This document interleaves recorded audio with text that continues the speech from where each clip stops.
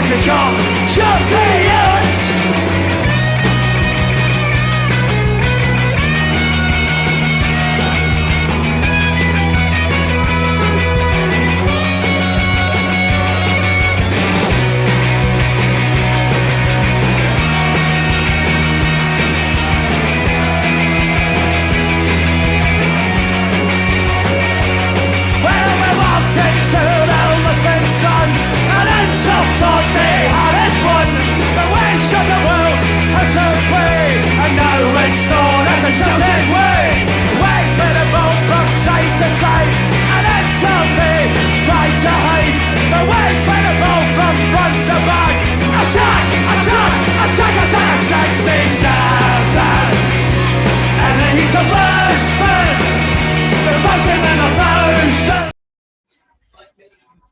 Good evening everybody and welcome to Celtic Rumours TV episode number 176. 176 of the Bawz and Bovril podcast.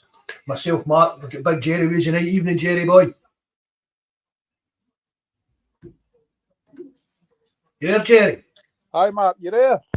Aye, you went awfully quiet there. Aye, no. We'll get Jerry with us. Evening Jerry boy. How we doing mate, you alright? I'm good. Happy as Larry tonight, bud. No wonder. Living the dream, big time. I think Terence is coming on as well later, a wee bit later on. A few shout outs to who we got in all day. Forum in that first. Our forum www.celticrumours.co.uk. Everybody's more than welcome over there. The link to that and our Discord and everything. You can even join the Celtic pools. The link to that's on the description box below. A few shout outs for some of the lads on the forum. Paul and his wife, Terry's coming on. Tim Alloy's been given the all clear for the hospital, so his cancer's cleared. He's not going to need any chemotherapy, so good for you, Tim Alloy. That's great news, especially after the bad, sad news about Richie the other week. You know what I mean? JFP, Mikey, Kev, Malika, Big Jabber. Who have we got in the chat here? Bobby will be first in. I was always, obviously. Another 10 on the bank for me. Evening, Bobby, John Coyle, Grotbags, Ian and Brian, Greg. Greg, I heard you were doing a bit of PR work at the Player of the Year dance. You and Big Jabber are swaggering about trying to chat up women. Do you know who I'm part of that? About being on the podcast and stuff. I heard all about these. G-Dog, nice to see you, mate. Liam Doyle, nice to see you. Plunge, Hail, brother. Pulse Boy.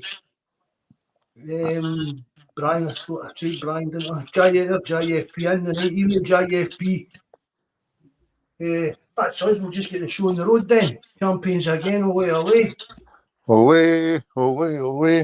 Aye, magic, mate. I just want to say a quick, also a thank you to Greg for that VIP pass for the Player of the Year awards, but it was to Brian as well, man, for the keeping us all sane and the positivity and believing that we are going to win the league. And I'm glad to see JFP's back in the chat. I hope he's well.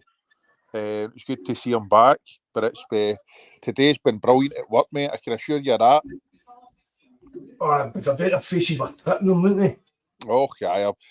I don't know if the undercovers from my work will be lurking or listening, but I hope they are. Hope Davey and Jim are listening in. And a wee shout out to my mate James, who'll be listening in, no doubt. Evening, James. Plunge. Jerry Collins, is that him that used to play for Partick Thistle and that you're talking about there? Guys, prayers to Jerry Collins, who's dying of a brain tumour. What is known for that? She's actually like this kind of relation. I mean, my auntie was married to his, I think it's maybe his brother. No, it couldn't be his brother. Somebody did him anyway. Aye. I definitely is. His brother was my PE teacher at Holy Cross, I know. Mr. Collins. I think his name was Tommy. And my auntie was married to one of their cousins or something like that. It was. I'm sorry to hear that, man. That's a bit of a shame, that. No, Well, what about last night, Marco? Well, even the performance. I mean, we've seen a couple of flashes here through the season, but I mean, that was devastating Celtic last night, especially considering that pitching, that, Jerry. A big a shout out's need to go to Brendan Rodgers, that no, for adjusting the tactics and picking Big Ida. Did you even think? Were you expecting Kilgore to start with the rest of us? Well, see when I seen it, me and Terence, especially Terence, when we were talking about Ida being started, was it just because it was because of the pitch and tweaking the tactics a wee bit, being a wee bit more direct? You know what I mean? Yep. Aye, and it caught them by surprise. But what a performance the big man put in! Mm-hmm. It was unreal. It was unplayable. They were terrified of him, and he bullied their defence the whole night. Best performance of the season by the team by a country mile. I'm using these earpod things I'm trying out, man, and they're a bit weird. I'm not sure. I don't know if I'll just switch back to my headphones or that. I can't get the sound to sound right. There's no sound. Just there's a delay. When you use the AirPods, there's always a kind of delay. Oh, is there? I'll start that. I think. Headphones for us. I'll go cheese away up that top of the stair to get my headphones. I know, they sweat. I know it was the best performance of the season, without a shadow of a doubt. And there's Greg mentioned the Tifo. The Tifo was unreal.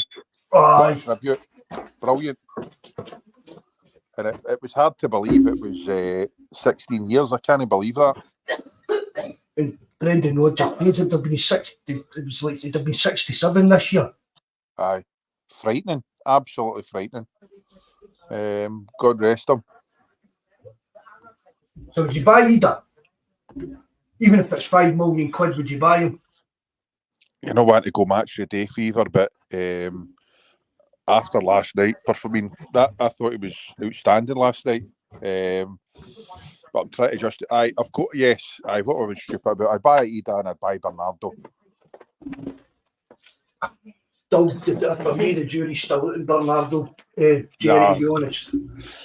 I can see why, but I think... Take this off. Oh, something's going off.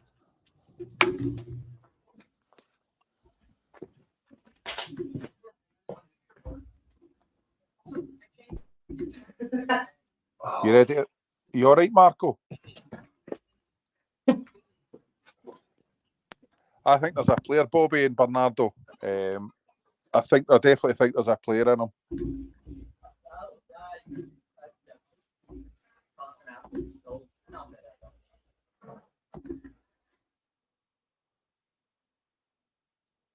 Marco, you there? Bobby, I'll just keep talking nonsense now about Mark's changing his headset. But for me, I think there's a good chance O'Reilly's going to be off. And I think Bernardo could slot in there. I think he needs to be given more of a chance in more games. And I would buy him.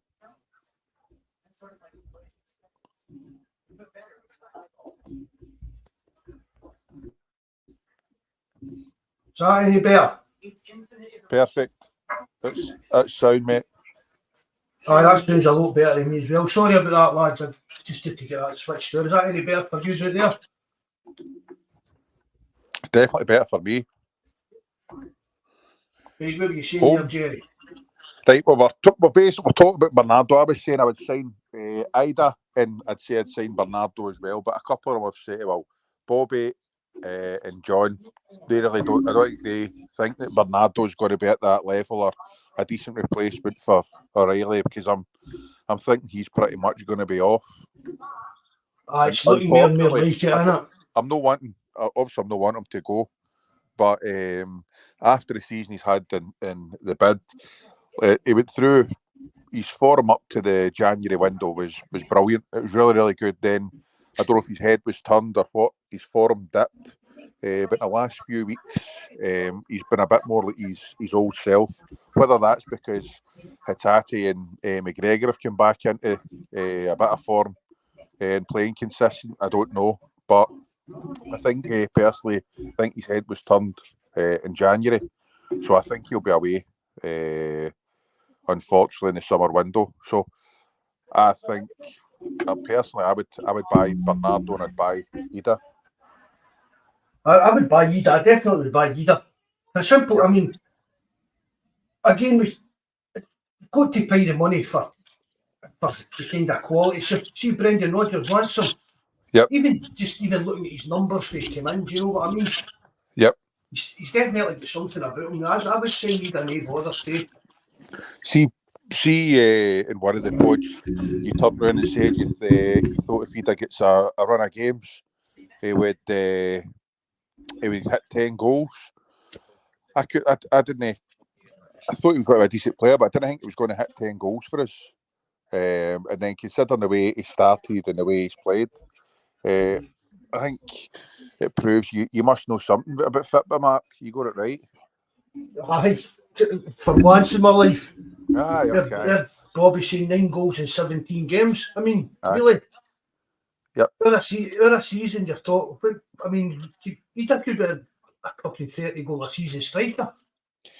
Aye, but it would be interesting to see how. The other day I had said Majowski or Ida, I would have picked Majowski, but if I'm not wanting to try and get cat, although last night was our best performance of the season, in my opinion, in the biggest game for us, I just don't know if Ida could keep that level of performance up every week, then it would be him for me over Majowski. I don't know if it's just because Majowski's done it with a lot less service and not so good a team that you think he's a bit better and a bit more better all rounder. But well, boy, he would have took Ida before Majowski, and I can see why. There's like John saying there, respect your opinion, Bobby, but I think for that money we can get better. But the thing about it is, for me, Ida for me is not coming in here to be first choice striker. No.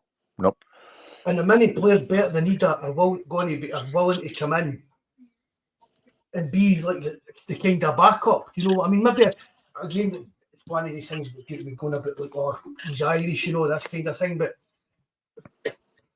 excuse me, but that might be a plus. Do you get what I mean? Because he's just wanted to be a Celtic player for the new. He'd be quite happy to be part of the Celtic squad. So maybe that's a good thing for us. I mean, I've said it before. I'm looking for us to sign a player that's better, more clinical in front of goal than Kyogo. Yep. And then, but is Kyogo going to be happy to be second choice? No. It's a weird change, but if Biggie Ida's willing to come in and be like our backup striker, supposing it is 5 million, we moan that the board don't spend money. We can't moan when they do spend it. Yep.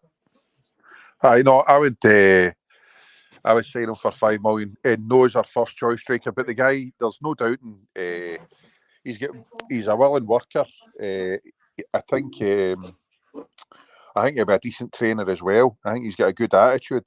So I think it's win all round, and he's only going to improve. So I would, for 5 million, and I agree with what you're saying, I wouldn't be signing him thinking he's my number one striker. I'd be looking for somebody, like you said, a bit more clinical than Kyogo. And if Kyogo's not, if players aren't happy, then tough.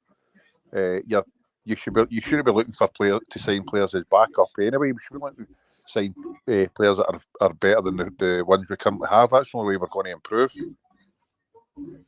Well, that's the thing as well. I mean, many times have I said it on here. I'm to partner Carter Vickers. I'm wanting a player better than Carter Vickers. Of course.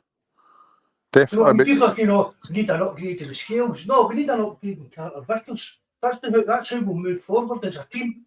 Mm-hmm. There's no point saying, get Carter Vickers. He's a quality centre back. So we don't need another better than him or equal quality. Do you know what I mean? The team's not going to progress. And again, it goes on about all these kind of the amount of projects and stuff like that. Do there to get a player in that's better than Carter Vickers. That way you're improving the defence twofold. You're replacing skills. It's looked a bit patchy and that. Plus, you're bringing in a better player than your best defender. Yep, definitely. Of course. I mean, it's like Greg Taylor, right? Everybody just keeps going about, he keeps getting caught out at the back post.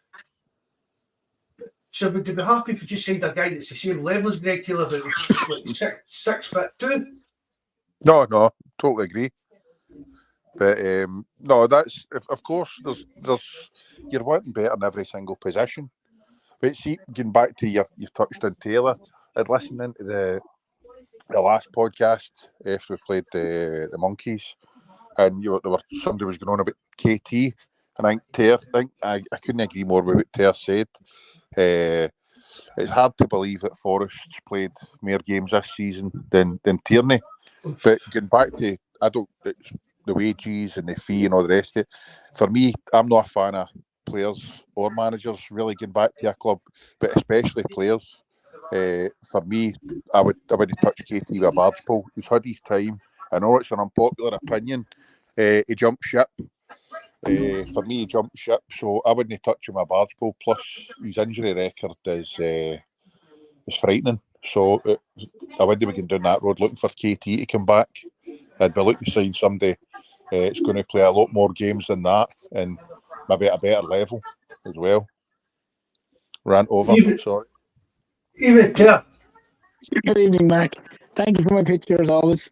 Very much appreciated. Evening, Jerry. How are you? Hi, Ter. How you doing, mate? You okay? Good, boy. Good. No, good. Good, man. Good to hear you. Thank you. I think JFP's jumping on and off. Superb. The whole band's back together. What's your take on last night then, Ter? I thought it was a very professional performance, Mark, to be honest. And as we discussed, we were just chatting briefly before ourselves in the text. When you see Ida starting, we were both saying obviously they're going to go a bit more direct. And for me, it's great to have a plan B. You know, we're too used to Celtic having to play a certain way, and I just thought it negated Kilmarnock's high press. They didn't know if they pressed too much, the ball goes over them, and then Celtic are behind them. So I thought it was really, really well done, and the writing's just a different gravy altogether. I was just talking with Matt O'Reilly there before he came on. It's looking more and more likely that he's for the off, but I mean, I've said it. I don't think you've been here long enough to be put into the same kind of category as your Petrovs and that. But for me, for the football ability and that, he's up there with Petrov and that. For me, he really is. Oh, he is skill set and quality and all that, Mark. But like you said, he's not there long enough to. Like you hear the terminology at times, he's a legend. This fella's a legend. Mark. You've got to kick Ter out and bring him back in. Go for come back in, Ter. Your connection's a bit wobbly. Yeah, we'll do. Well, some problems with this, and I don't know if I'm to face me that's doing something wrong. Nah, it's the Huns. It's interference for him, man. It's security heading to that. What's that? Erskine Bridge or the other one? What's the one here? It's Erskine Bridge. Erskine Bridge, aye. Heading there. But no, I seen Plunges had a comment. Where was it? About we don't need an upgrade on Vickers. And we won't get an upgrade on Vickers. Plunge, I think what Mark's meaning is we should be looking for as highest calibre player as we can. We shouldn't be using Vickers as a benchmark. If we're wanting to progress, we should be looking to try and get an upgrade in every position. He's not wanting to replace Vickers right now. He's wanting somebody that's a level above in order to push the team forward. But Vickers is the first name in my team sheet out every day there. I think he's been the key. Since he's come back and been playing, I think it's made us all a lot stronger at the back, a lot more confident. And I think he's the one. I know that Hatate, McGregor and O'Reilly have been getting the plaudits, but for me, Vickers is the one man that it spreads the confidence throughout the team. And he's the one that would be the first name in my team sheet after, him and Big Joe Hart. Tell us you want to speak so we can see how your mic is. Is that any better? That's a lot better for me. Yeah, I could hear the kind of the feedback or the crackling or whatever it was. I don't know what it was. Oh, it's definitely a lot better. Evening, John. How's the Bishop doing tonight? John. I'm getting a lot of feedback as well. I don't know. You're crackling now, John. Can you get come back in? I'm getting feedback. Have you get a YouTube channel open on your computer?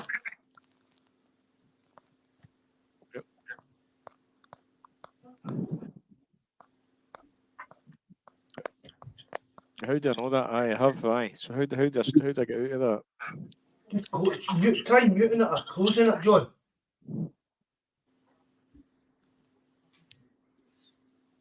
You saying it's all right? It's all right for me. If he's got a YouTube, if he's listening to it on, so if he's on this and he's got a YouTube thing we open, still playing it, you end up getting an echo in your own kind of mind kind of thing. Right, where were we there? Talking about being champions again. Aye. And what about how much dough do you think we'll get for Mikey Johnson? For Mikey Johnson? Aye, he's playing the night for West Brom. Has he still been playing well for them? Has he still been getting the goal and that for them? Oh, he's still playing regular, so, and he's popped up with a few goals in the playoffs now. So I think if he scores in the playoffs, Jerry, and they get up, it could help Celtic massively. You could get 4 or 5 million for him. Yep, and that would cover your money for Ida. See, like that would be a good bit of business if we could get the money for Mikey Johnson to play for Ida. Aye. So that's the kind of, hopefully that's, if everything drops for us, that's what we're looking for. It would be a godsend if it was, because I think that boy to progress, he's got to go elsewhere. But as I say, it was last night was magic. Every day the performance from the whole team. Then to keep a clean sheet, and then God knows what happened. Joe Hart coming off his line, punched one away. I couldn't believe it. I thought my eyes were seeing things in the second half. But getting back to that point, see, in the last pod, you guys were talking about the defence and obviously having to. I think that Scales and Taylor were getting the blame of the soft kind of goals were given away rather than the whole defence. When I had been listening in, it's one of the points that we've been talking about over the course of the season, how the keeper staying in his line, with his zonal marking as well. You think yourself, I know that we've been told or we're led to believe that Hart's been told to stay on his line for crosses, but you'd be thinking any keeper worth his salt is going to try and come out and command that 6-yard box. Scales is hellish for ball watching. When you get crosses into the box, you're hoping your centre halves are going man for man. I can't fathom it for the life of me why you get zonal marking and why you would encourage your keeper to stay in his line or a punch. I would love somebody that to explain to me why they think it's a better idea for a keeper to come out and try and flap and punch and all the rest of it, or for this zonal marking to work. Because for years we were fine with if everybody picked up their man, they know whose job it was to mark who. Go and clear the ball, just don't let your man get on the end of it. For me, it's asking for trouble. I don't know how everybody else feels with it. Well, Jerry, I said here before to Mark about when we were talking about zonal marking, especially under maybe Lennon's tenure the last time. I've yet to see Space score a goal. Exactly. I've seen loads of men. Yet to see, like, the idea that I mark this 3-yard space, and if someone comes into it, like I'm 5'4". If a fella's 5'10" and he stands and I run and get a running start in him, there's a likelihood I'm probably going to win a header. Like, exactly. You can't beat somebody that's got a run and jump. And the idea Joe Hart staying on his line, like, I would also say to that, surely to God, that's down to an experienced keeper like Joe Hart, played at the highest level. Yep. Surely it's up to him to judge when to come and when to stay, not to be told stay on your line. Exactly. Do you know what I mean? This is the guy that played 75 caps for England, like. Exactly. That's the way I look at it as well. you'd be thinking he's the one that's going to say, look, no, I'm going to command this 6-yard box, or I'm going to be able to come and take the pressure off my defence, rather than be told by somebody else, look, no, stay in your line. Don't come out, let your defence deal with it. Asking for trouble and invite pressure. But it's like any player on the pitch, as far as I'm concerned. They have to assess the situation when the situation arises. Yep, totally agree, mate. You know, strange one. I don't know. Sorry, Mark. No, don't know. Batter in. How's that new, John? Is that sound any better for you? Can you hear me now? Aye, Perfect. aye. I'm not getting any feedback now. Good man. How you doing, John? Aye, happy St Brendan's Day. Aye, happy St Brendan's Day, right enough. It was good to hear you. This is when Celtic come alive, eh? Good. I'm Nice to glad have you're you back sounding on, happy. John. Say again? Nice to have you back on, John. Aye, thanks, Mark. Aye, good to be back on. And I've been reading the banter page, and I've been on the live chats and that as well. It's just building up to a comeback there. Aye, I'm glad It's, many has doubted what was going to happen in the long run, John. There's What one knew it man. was going to be a double. There's one man claiming accolades for his positivity here. I see. I've said to him before as well, being positive is not necessarily a virtue. It can be a sign that you're not bright enough to appreciate the severity of the situation. I've heard this after your four. Don't start on with punters, man. The yoga king. Brian's been the man. Hope. I've said to him before. I didn't name anybody. I said hope is good, but positivity can be misplaced. Oh, I just nice to be back on. Great result. I watched the highlights back again today. That's going to be our best performance. The 3 games. That's the 3. Credit. The Celtic against Hearts, Celtic against them, and then Kilmarnock. That's the 3. That's it. I think the performance against Hearts. When I left the stadium that day, I thought, all your players back. You've got just cracked that correct against Hearts and Parkhead. Yep.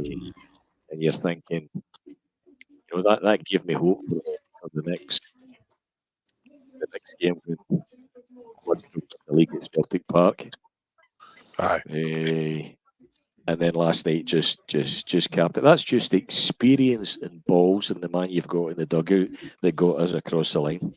No doubt about it. They're just serial winners, and your captain's been absolutely immense. He's up there with. I had a serious question. Fantastic football player, McGregor, and he's up there with any Celtic captain. He really is. He's been absolutely. He said one bad game was that game he was coming back for injury, but other than that, the 3 games against them, they won at Ibrox. When Beale still there? Beale was still there at that Aye, point. it was the first game, aye. Aye. Then they won at Parkhead, and then that last one there, man. It was a slipper's job, eh? Yeah. So it's I thought last night was just absolutely phenomenal. You've got the coolest manager in the country. Whale flip flops get into meltdown and. We knew that. As I said to me, we were on at Christmas time. You thought, I see when he was talking about that penalty at Christmas time. When Johnson, Yep. Is it Taylor or Johnson that hits the ball? It's a handball. Taylor or Johnson. Aye, and did the best team win? Did the best team win? I thought, no, you've lost the plot. Yep. And his mask slipped that game. I said that. 100%. That's maybe a wee, no saying worried, but he did have a wee bit. He's got a decent enough CV. Do you know what I mean? I thought he maybe pulled a rabbit a hat there, but as soon as after that his first derby game, his mask slipped. And I said, he's just another crackpot. 100%. I thought two things happened. When I thought, right, no, you're just a half-wit, was was that game, because I thought, I was defending him. I thought, right, he's not talking the same crap as Beale talked. That would be hard. There's no many folk talk as much crap as Beale talked. So you're not talking the same crap. He's got a decent CV. Seemed to be all right, but that one when the best team win, tell me why it's not a penalty. It's offside, Philip. But tell me why it's not a penalty, because it's offside, Philip. Yeah. And then when I saw him drinking out the loving cup, and he's looking on see the one where he's watching them all drinking out the loving cup, and you can see that he's bought right into it. I thought, no, you're a nutcase. Yep. Yeah. Even his reaction. Even his reaction to Rodgers saying we're going to have fun next week before the derby, he lost the plot with that statement. And Rodgers must have been laughing at home to himself, going, "Yeah, a little bit like the Kevin Keegan time back at Ferguson, when they said about love if we beat them and all this kind of stuff." Rodgers must have been at home laughing when your man was going on, "Oh, they've been disrespectful." This is a fella who said I'd never be disrespectful like that, but yet he walked away without shaking the Ross County manager's hand when they lost the game. Yep. So you're kind of going. I actually don't think he didn't half take the bait, but I actually don't think Rodgers. I don't think Rodgers meant anything by that. I mean, Jockstein used to. I think Jockstein. Don't quote me, but maybe no verbatim, but he used to say, you take the overalls on all week, and then you get the weekend after you play football, have fun. See, I was going to say the same thing, John. I don't think Rodgers is the type of guy to bait them. I don't think he's that type of manager. I don't think he was either, Jerry. But I just think your man got so wound up with the whole side of him from over there. He took that on board as an insult, even when there was nothing mentioned about it. Like, he just took it on board and ran with it. Like, Brian's 100% there. 100% there. You're in their head. You're just in their head.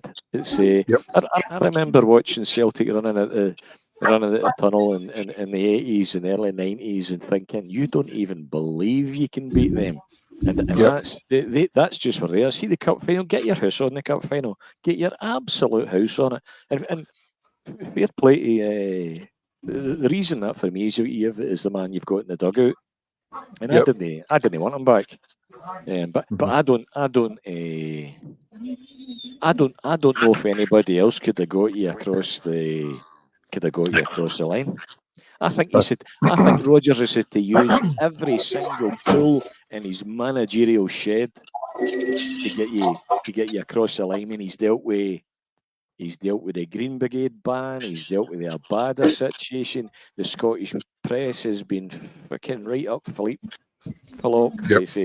he landed all the negative narrative out about it, and he created a siege mentality, and he managed all that. And the football we played against Hearts, Rangers, and Kilmarnock last night was, if that's a sign of, if that's a sign of things to come.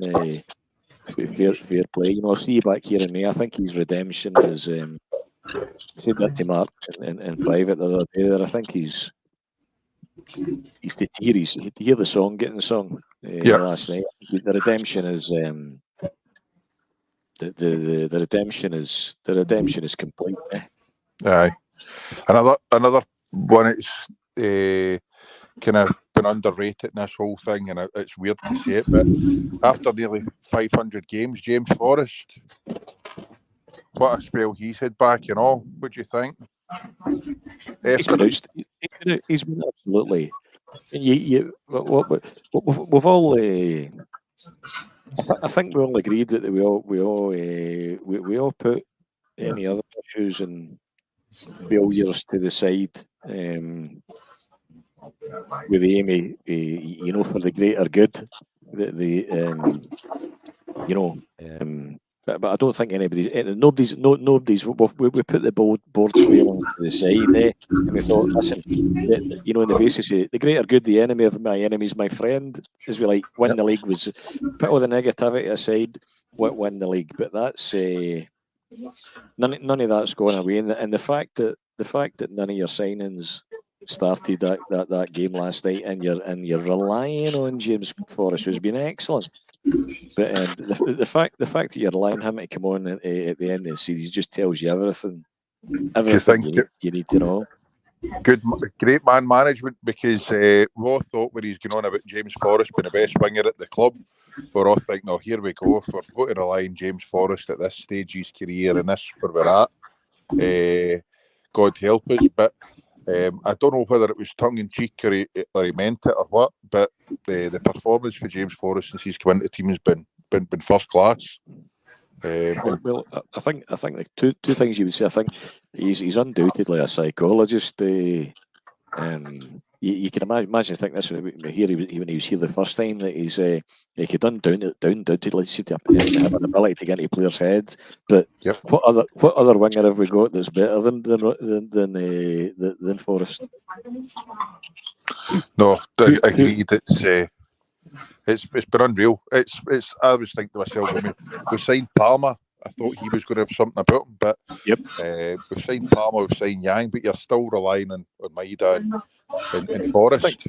When we're discussing there, do we sign?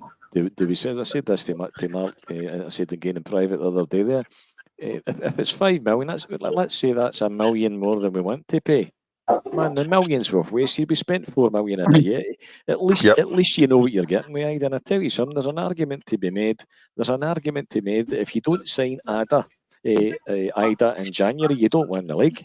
Yep. He scored some massive goals, Motherwell, Hibs, and I think even Kuhn looks as if something in there. Apparently, he's even faster than Maida, although that's hard to believe.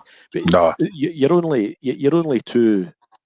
Your 2 January signings have made an impact to a greater extent than any of your summer signings the other day. So for me, Hyde is an absolute no-brainer every day of the week and twice this Sunday. Well, I'll need to put my hands up and admit I'm over the moon. Thank God that we never signed that Shanklin. I don't think he'd have came regardless, because he's entrenched with them. He's just one of the bitter monkeys. But for me, he's not really. I don't think the second half of the season he's done as much. I think he scored last night, but I'm over the moon that we never signed him and we persevered and we went wider. Because for me, I think Shank would have been a kind of panic buy. Aye, yep. He wouldn't have given us the same.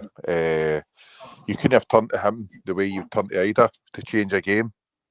I think reading between the lines as well is that probably the only two that's made an impact your January signings in terms of Ida and Kuhn is the only two that had a Rogers. Let's get the Rogers fingerprints on it. Yep. You know what? I don't know. I thought at the time I'm struggling to think back now. It's a while ago in January there, but you had the impression that he'd been presented with another list of 14 donkeys again, and said by that time he'd got to the point he was saying no. Forever within Kuhn, and then apparently Ida was he maybe had knowledge of him being Irish as well. And he'd be pointed at him. But I think Ida was fantastic last night. Don't get me wrong, there wasn't a failure in that team last night. But I thought that was a masterstroke for Rogers. You saw Hitati getting bullied against the Rangers the week before, and he had a great game last night, Hitati. But playing Ida allowed you, it gives you a presence up front, allowed you to bypass the midfield, negate the press. I thought that was a match. And at the start to where I was saying, Malady had texted me and said, what the Kyogo no start? Nah. But that's why Rogers is the manager and we're no way. It caught everyone to be off guard, especially that monkey that's their manager. We all thought it was going to be Kyogo up front and we're going to go through the midfield. See, by bypassing that midfield, it left them clueless because they've obviously been preparing all week for our usual and want to press is fast and aggressive. And because we missed out that midfield and went direct right up to the big man, who they probably weren't expected to be playing either, I think it caught them. It caught everybody out. It caught them out anyway. And once the front three got going, They were terrified, absolutely terrified. So what a treat. So Rodgers, it was nice actually to hear his name getting chanted at the end of the game, and it's something I didn't actually think I would hear for, even though we were going to be winning this league. I didn't actually think I would hear it. It's nice to see that they've all kind of came round to him. Apart from maybe likes a Welshie and Jabber.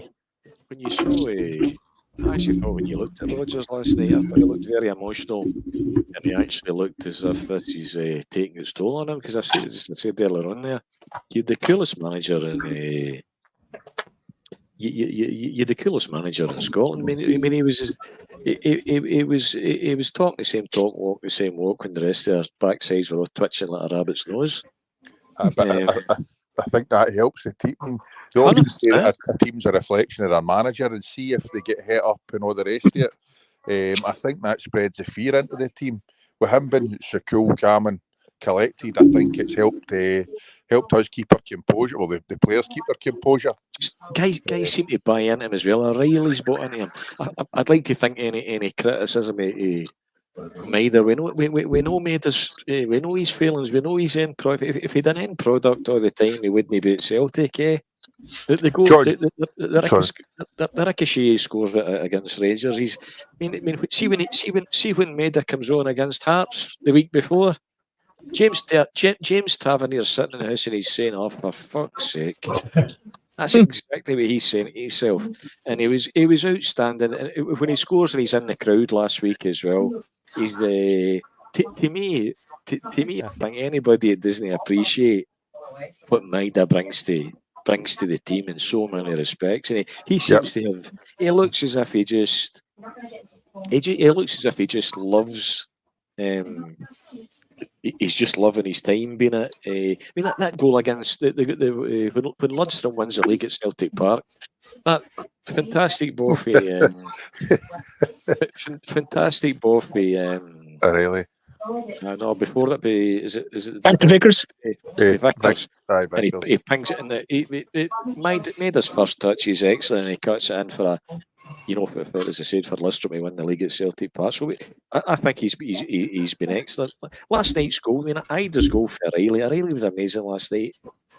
Maida's goal for Johnson after. I don't know. Did you see what a ball that was slipped through for Hatat? And he was honking against Rangers as well. Yep. And you had a great ball for Ida for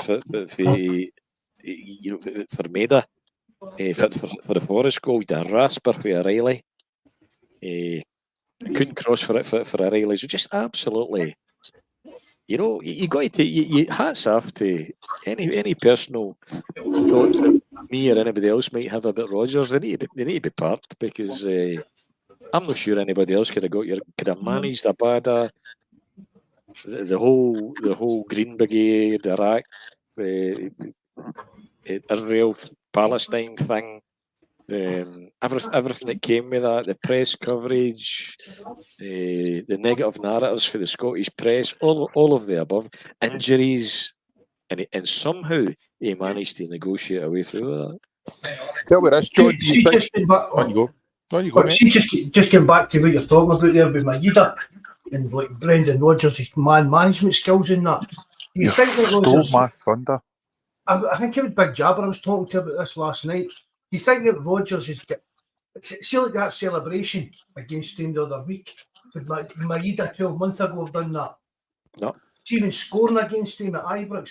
The Maida 12 months ago, but if it was a wee smile and took all the pats and rubs in the heat, and that would have been hit. You think Rodgers has said to him, look, even down to the daft haircuts and stuff like that, he said to him, look, enjoy yourself. Should express yourself. Let your personality come out. I mean, because we've spoken about it before, it's kind of difference in the cultures of Steinu and Japan and the way they just approach their lifestyles and stuff like that. Jim Rodgers has said a word and said to him, look, you go out there, enjoy yourself. Just shows what you can do, enjoy yourself, play a bit more confidence about yourself. And it's kind of, I don't know, it's just, Rodgers just seems to have brought out the absolute best in him. I mean, we know that hands off with all this kind of man management. I've seen it. I don't think anybody would disagree. If Angie's still been there, Matt O'Reilly would have been off. He's been quite open about it. He didn't like Angie's management style.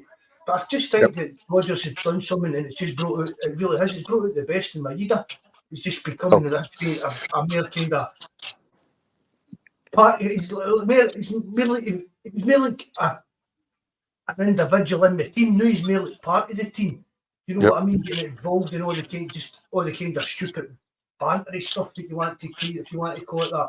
But I think there's been some change in him now.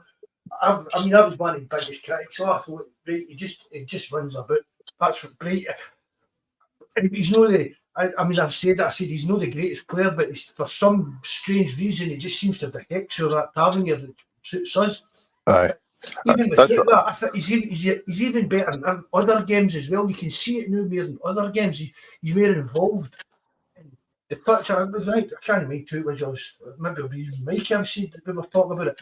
See if we were talking about the tease touch to bring that ball down for Carter Vickers. I didn't know Maeda was capable of that. Aye. Do you get that? He's really come into his own over the last few months or that. You're still awake there. I'm still here. I was going to ask you, John, if you thought that they were talking about it in the last pod, if you thought Rodgers has improved Maeda at all. I know Mark used to say that he was like a stolen motor, the way he used to run about. But do you think he has?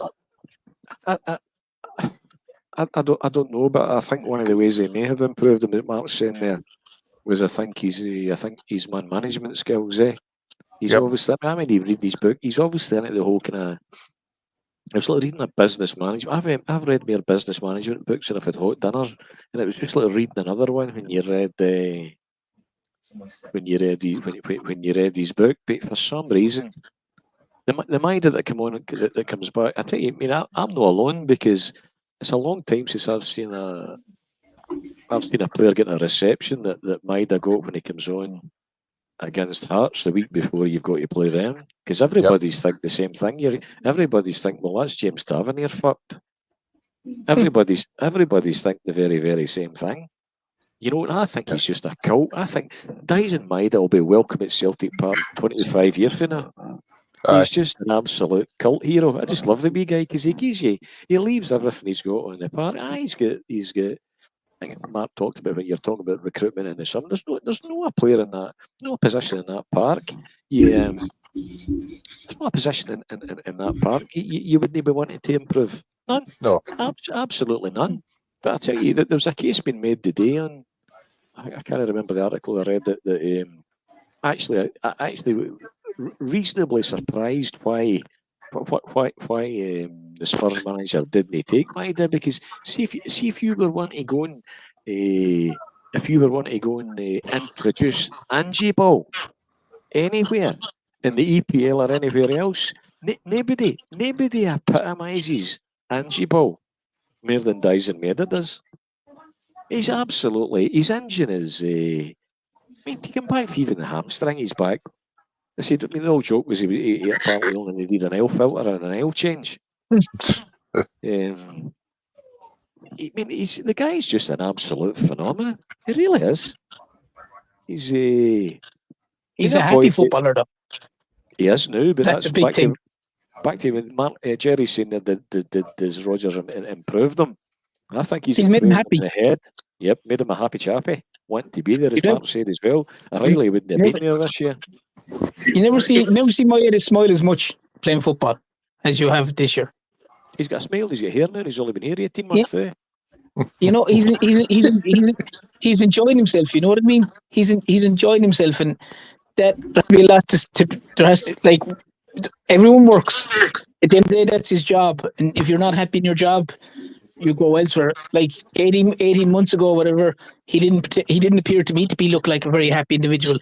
Now he looks, as you said, jumping into the crowd and just everything about him. He's really enjoying his football, and you know, the same thing. And I saw that on the other side of it with the Matt O'Reilly thing.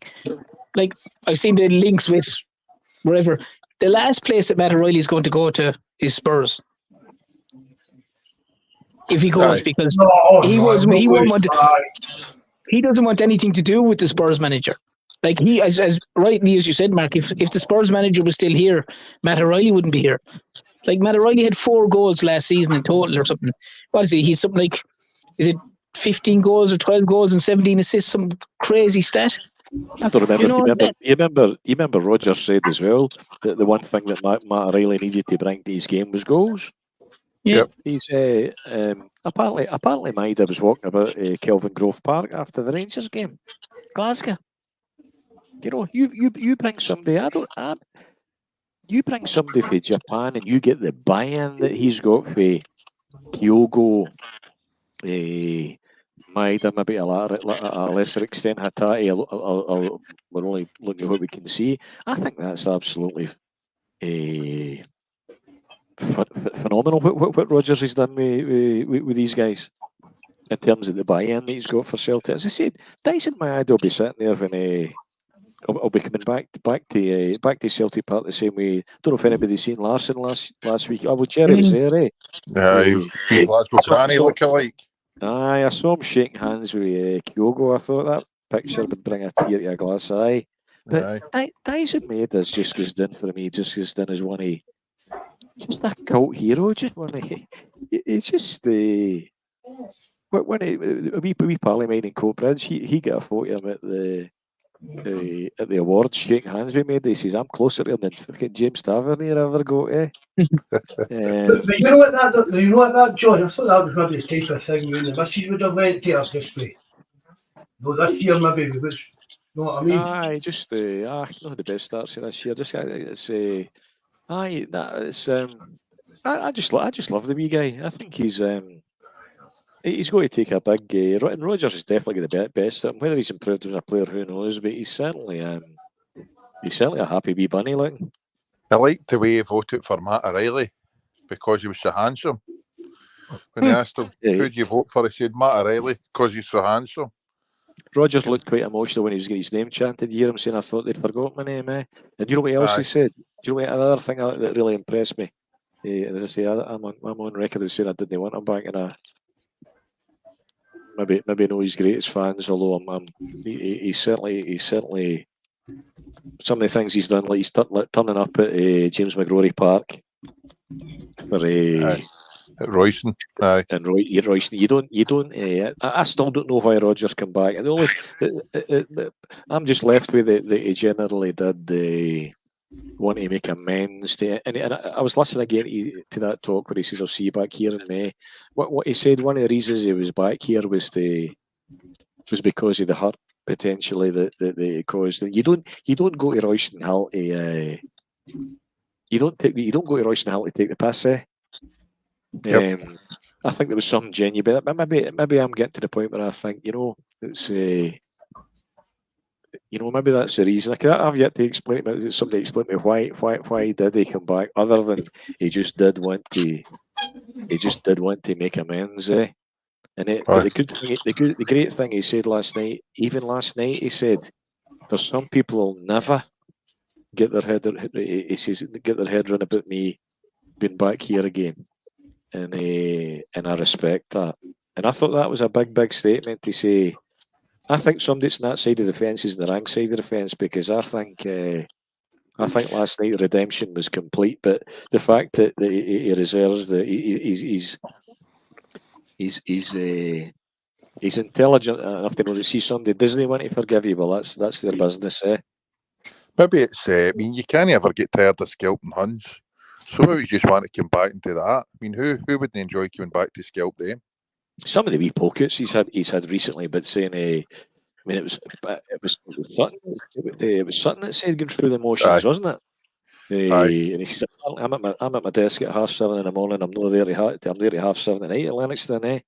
If that's going through the manager, if that's going through the motions, what's all the other managers in Scotland did? Same when he calls out the referee after the Hearts game, after the Yang red card and the penalty. There's no penalty. He calls him out and pays a price for that. He created a siege mentality. Yeah, you can't argue what the man's achieved. No, but he's a liar, because one of the boys I know get his picture of him taking the day at 9:30 at Bearsden Services or petrol station. So imagine opening at the telling us he's there for 7:30, 8 o'clock at the training ground. At least I hope he's not doing about that video was going about the petrol station.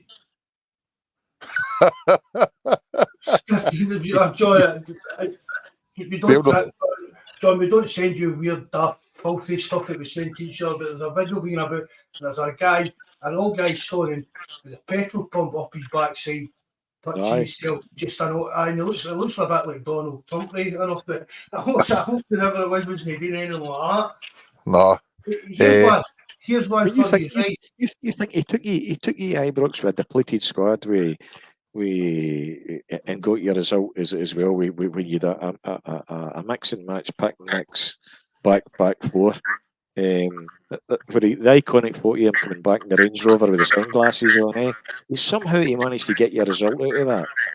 The same thing. You've got an understrength squad when he beats them again before Christmas time. He gets he leaves them celebrating a three each moral victory. Yep. When they need to win to keep their title hopes again, and he does them again. Yep. Last weekend, you know, I mean, credit where credit's due here, eh? Oh, definitely. That's a good point, Bobby. See, when you think back to that first derby game at Ibrox and you look at the team who had it there, Gales and Lagerbielke in the centre of the defence and stuff like that. I mean, the injuries we've had to key players, our forward had for key players. I mean, this is we've kind of become used to winning these league titles and that. Do you know what I mean? Without being too arrogant about it, but this has got to be one of the sweetest in a while. Yep. All the stuff in the press and that about John's talking about there, all the stuff in the press and all the digs and Rodgers didn't get an inch of respect off anybody in the press from the minute he came back here. And he's you treat me like a novice. Aye, but you're saying, John, he's built all that kind of siege mentality. But again, the thing as well is when we're comparing us to them across the road, they need good press. They crave all this good press and everything's got to be bright and rosy. With the Celtic, and it's not just under Rodgers this has happened. To an extent, I do agree with it. Celtic's never been one to be bleating in the press and looking for the press to give them pats and to give stuff in that. We keep all that indoors, and Rodgers is long. I mean, if you can manage that properly down the road, you know how to deal with the press. Do you get what I mean? Rodgers is working when he was at Liverpool and that. Do you know what I mean? He's like having the psychological battles with some of the best journalists in Britain, probably. Do you know what I mean? Working down in the big newspapers down in England and stuff like that. So coming up here and getting flagged off with idiots like Hugh Keevins and what's his name at the record, Jackson. That's what I have to duck back to Rodgers. He'll be telling the players, look, see, don't even bother reading it and see if you do read it. But again, 1 year out the other, it doesn't make any difference to what we do. We concentrate on what we do in that part every 90 minutes on a Saturday or midweek. Don't forget everything else. That's what we do. That's what Celtic do. We get there and win football games. You don't win football games with getting told that, oh, we're back, can you see us coming now? And all that garbage you get in the paper and claiming, oh, is it a certainty to win the league this year? No, that's part of absolute garbage. It's just been proven time and time again, every single year. Every single manager that they've had for the last over 10 years is just the exact same garbage. I mean, repeat, rinse and repeat all the time. And Rodgers has brought that to Celtic. And I was talking to somebody the other day about it, and he said to us, you've got to remember, I know Rodgers was one, because the guy slipped the G for a reason. He was that one mistake away from winning the pub league. For us, I mean, for people, see, when you think about that, I mean, split second mistake cost him the winning the Premier League down there. He's a top level manager, and he's probably one of the best managers that we've ever actually had in Scotland. He's an elite level manager. He really is. I agree with Brian again there. BR media masterclass. So yes, I mean, when they were talking about how much his football deviated for the Spurs managers, he brought the press together and showed them a video of how that wasn't the case. To say he calls out the refs in VAR after the Hearts game, he calls out the Scottish press's anti-Celtic narrative, and how everyone in the south side of the Clyde was positive, despite them having lost more games than we had at that stage, even up to when things went, he just kept that positivity. When Baldermont's just lost the fucking plot, like, you know. There's just so much to admire about. He actually said that he doesn't remember at any time in his career having to manage. What was the word he used? Having to manage the. I can't remember the term he used, but he was meeting all the sideshows, and what he's referring to there, I'm assuming, is a bad the bad press we're getting about the Palestine, but the That thing with Jane Lewis, Jane Lewis, Jane Lewis, aye, good girl. There's another thing. I don't think there's anything. I see if you hear him anytime he's interviewed, he'll say "good man." Anything, you know, I think that's maybe just an Irish thing as well. I don't get a good girl. I don't think he meant anything derogatory with that. Be that either, you know, and he's called them out. Brian's right. A media masterclass. Yep. What about you, Ter? Look, I'm similar to JFP, and you know yourself, Mark. I didn't want Rodgers back, but for a number of reasons, like I'd said before. But look, what he's done is fantastic. I'd support the Celtic manager. I mean, the job he's done, as the lads have just discussed there, with like you look at things like even the way they've managed. I'm slightly biased here, but Liam Scales, like Scales has had different centre partners. He's at Welsh, he's in the Rotsky, he's been with Vickers. You know, he's had probably someone else as well. You know, Larga Bielka. You know, the way Rodgers has got results out of a team with, like, Scales wasn't even fourth choice centre back at the start of the season, and he has to work with him. He has to work with him for the whole season. And just as I said, just the way that he has been treated, and as I said, I'm not saying I didn't want him back, but I wouldn't be expecting the treatment that he got. And like the lads are saying there, it's always the case, and we discussed it ourselves before, Mark. There was never a problem in Rangers. There was always a problem with Celtic. Even if Celtic won, there was a problem. And he's managed to overcome that. And in fairness, he's true to his word. He said, "I'll see you back here in May," and he'll be back with the trophy. And please God, he'll be back. They'll be back there with the cup as well. My biggest fear now is that going forward, something that we actually discussed at the start as well, Mark, at the very start of the season is. Oh, he's got to good back for that. Because you know, I don't want this to be a case that everyone thinks everything's okay because we won the league and if we win the cup. There's so many things behind the scenes that are so wrong that need to be rectified. It's not funny. And this time they need to back the manager. Because as rightly said there, I think it was JFP said, it was only Ida and Kuhn have made any impact at all. Like, I mean, that lad last night, Armstrong, is that his name, the Kilmarnock guy? Who scored a goal but was disallowed? Like, he's a better player than Yang or Palma.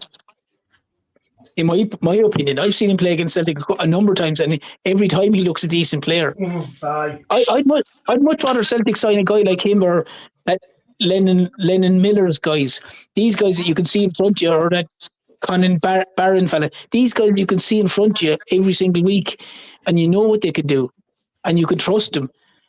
This idea of all these project guys that they're trying to bring in and hoping that they'll all come good. You know, I like any of those three guys that I named there, especially that Armstrong guy. He'd be way better than Yang. He'd be way better than Palma. You know what you'd get from him. And the same with that Leonard Miller. Like, I mean, they've signed Kwan as well, Tillo, all these wingers and midfielders, and for what? Like, complete waste of money. So they need to back Rodgers going forward, especially with the new format, the Champions League. The money that they're going to get, if Matt O'Reilly does go, you're probably talking 25, 30 million. Like, if they don't back Rodgers this time, they'll never back a manager. Terence, I don't think you need to worry about. There's absolutely no chance with anybody that I'm speaking to. The MD thinks that managing to limp over or go over the line here, win the league, suppose we win the cup, that in any shape or forms, papers over the cracks in terms of the board and the club's failures by no stretch of the imagination. What I say, does everybody just part it Anybody I spoke to just decided to park any negativity and to get behind the team. As I said, the philosophy being the enemy of my enemy is my friend. That's that was put to the side, but just because the bus driver managed to no crash doesn't mean to say that the fucking bus owner isn't held to account for the state of the bus. Oh yeah, but I get what you're saying, JFP. But we see that. But my biggest fear is, do the Celtic board see that? I think you've already seen the start of that. To tell you the answer to that, with Law's departure, Mark Law's departure, and that as well. There's obviously more. The other boy, the new recruitment guys, come in, isn't he? Is it Mark Cooper? Yep. So there's obviously things happening before the season. We just don't quite know. We just don't know quite know what the drivers are, but all that'll become apparent as well. But I don't think anybody's kidded here in any shape or form. That we ended up in a title race here that should never have been a title race. And somewhere somebody's got to sit down and say we spent 25 million, signed 20 players, no one of them started the last 3 games of the season when we needed to get across the line. That's the bottom. You can't hide for that. And on top of that as well, JFP, they need to also look at for me. Again, it was something that we discussed at the start of the season. Like, Europe is laughable. It's not even anymore. It's becoming embarrassing at this stage. Like, I mean, I think they haven't won a knockout game since something like Martin O'Neill's time. I could be wrong, but I don't think I would think that's the case. And consistently going into games and getting spanked. Like, I know people will say, "Oh, they beat Feyenoord in the last game," but that's. A game that means nothing in regards to you get a few extra pound, like, I mean, they need to look at that, and they need to bring in quality. For me, that I'd love to see the squad go from probably 40, I think it is 43 players. I'd love to see it go down to about 25, get rid of the ton of deadwood that's there, use their wages like Mark has repeatedly said, and get quality players in and give them quality wages. And it's common sense. That's what annoys me about it all. That's what I mean. We don't just supporters. We're sitting here talking about it. I've repeatedly said this as well. With Brendan Rodgers, with Dermot Desmond, let any other business he has be run the way it is. You know what I mean? Right. Here's a question. Would you rather be this kind of close league title? This is to the guys in the chat and that as well. Would you rather be this kind of close league battle every year, or would you rather we just both stuck we're fit in their throat, we won the league year in, year out with 20 points? And then at the same time, with the money we're making, we'll extend the stadium. Are people going to turn up to watch Celtic winning games 4-0 every week? Knowing that it's just really a procession every season to win the league. I mean, it's a heavy conspiracy theory, the kind of thing about they just want to you need to keep Rangers relevant because of the money and because of Sky, this kind of part of it. It's what do the actual fans want today? Because there is a fine line. It wasn't that long ago that top tiers at Celtic Park were shut. If you the next time we've got a 75,000 stadium, how many empty seats are going to be there game after game before we get into all the ticket exchange kind of part of that? But how many people are going to turn up on a Wednesday night? Say Christmas Eve's on a Saturday afternoon, Celtic playing St Johnstone at Celtic Park. How many people's going to turn up to that? Yeah, but you can't justify 75,000 seater stadium, Mark, for probably 4 games a season or 6 games a season. And I fully agree with you. You might fill out the European games, you might fill out the derby matches, but other than that, you won't. And look, at the end of the day, there's enough games at Parkhead that you watch on telly, and there's plenty of empty seats. Why would you want to add another 10,000 more? Which it would be like watching last night at Kilmarnock, where it was glaringly obvious the amount of empty spaces, and it doesn't look good for television. Doesn't look good on television when you're watching that. It certainly wouldn't look good at Celtic. No, so I mean, you had another 10,000 seats on, and maybe only half of them was full. So there's another. Do you get what I mean? I don't. I'm not saying Celtic supporters need to step up to the plate. It's the club that need to step up to the plate and do more to make sure that the fans are, and I'm not just talking about season ticket holders, you know what I mean? Because plenty of guys who I can't even mean who somebody on the Discord was saying they've got a guy in the last couple of years. I think it was James his name is. I think it was him that said there's a guy in front of him that comes from the Isle of Man or something it was. And he's even missed Saturday's game. They've offered them every season. Look, if you can't come here, we'll buy your ticket. But if you want to go for it, you can have it. And he's nowhere. And it's 98% of the season that guy's seat's just sitting there empty, and he'll not even sell it to guys that are sitting there with him every time he does come. There's got to be the club's got to do more to get bums on seats. You know what I mean? It's already having 100,000 capacity and sell 80,000, 90,000 season tickets. But it's not right. That's all right in the bank when you look at the figures. But that's not a good look when you're sitting at a game and the stadium's half full, half empty. But how don't we do that? Look, the same as them, the ticket exchange, we're missing a trick. Exactly. It's that, for me, that's embarrassing. That they've got them across the road, they've got a system to do this, and we haven't. No, I mean, it's just. We spoke about it, Jerry. One person, one wee geeky tech guy could set up that system. That's it on, yeah. Like Jerry, we said the other night, Jerry, even if for argument's sake there was lads, I know there's 4 or 5 lads in the supporters club we have here that have season tickets. They clearly can't go every second week for affordability, obviously, travelling from Ireland over and the whole lot. But if you said to them, if the tickets costs £35, for argument's sake, if you said to them, well, if we sell your ticket, we'll give you £15 and we keep the rest, we keep the 20. Like, logic would dictate if I'm not going to a game and it's Motherwell at home and I have a season ticket, I'll give it to Celtic to sell on. If they sell it, I get €15. Whether that's off next year's season's book or into your account, they can sort that out. The club can obviously have a system in place for that. But it makes no sense. Like, if you can recoup money from your season book, if you can't get there, only an idiot wouldn't take it up. Like, see, I think they do it by you get points, you get so many points. Well, and then my jail stuffer. Then I think you can put it towards your season ticket next year. You can't actually get any. I don't think you can actually get any cash back out of it. Aye, no, you wouldn't get that. That's the money's got to kind of stay in the club, but you do get credit. I'm sure their system is you get credit in your season ticket, credit in the. But yeah, well, that's fine. Then do it that way, Mark. Oh, you go, sorry.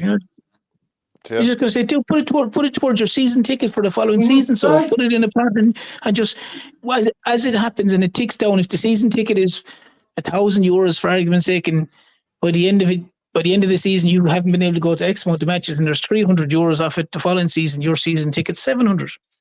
It's a win-win. It's a win-win. Like, I think we should be basking. I mean, Brian said there, and I understand where he's coming from. He says we need to be.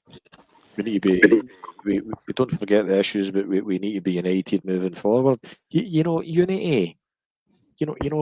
Peace needs justice. You can't be united. Unity can't come at the price. That can't come at the price of failing to acknowledge the failings here at board level here and the need for change, be that a director of football, putting the right people in the right positions here, changing your player trading model, all of the above. I think it's too early after last night to even be negative in it. You want to bask in positivity tonight. That's once we're over the line, I'm sure a lot of these conversations have been had. It'll be interesting to see just what does pan out and what does pan out. As I said, being united is a great aspiration, but it can't come at the price of being failing to call out accepting unacceptable and calling out failure. And the very fact we jeopardise. Alan Morrison said this morning, as I said to you, Mark, that last night's result potentially changes the face. You could probably drop the word potentially. Changes the face of Scottish football for the next 5 to 10 years. You know, and they jeopardise that. As I said, they've spent 25 million in signing a dozen players. We're relying on James Forrest, and none of them make the starting 11 in that 3 games. That's you don't need that. It's just fact. That's not being negative. Facts are neither positive or negative. They're just fucking facts, and that's a fact. I'd rather they'd have said rather than Mark Lawber and Garden League that he was fucking sacked because of his failures. I'm interested to see. I've got no idea what's happening in there in terms of the dynamics, but and I think it's too early after last. I'd rather bask in last night's success and the fact that they are just that all the lights there went out last night. Quite Rather than blank, talking about the failures there, but we're needing. It needs addressed. What I said before, we're a well-run business, but we're not a well-run football club. You know, have a gander at Copenhagen. Do you know we get into Bankers on record and saying that there was no point investing to compete in Europe because we can't. What a fucking attitude! Mark's that's got to change this year, surely. You've talked about the reformatted Champions League kind of format, where our aspirations should be to be between 9 and 24, maybe equivalent to the last 16. Who's want to come and play for a club, or manage a club, or watch a club that's going to get pumped in Europe and humiliated year in and year out? Is that the limit of your aspirations? That whole model, that whole business model needs to be. In terms of redeveloping the main stand as well, I was in the main stand for my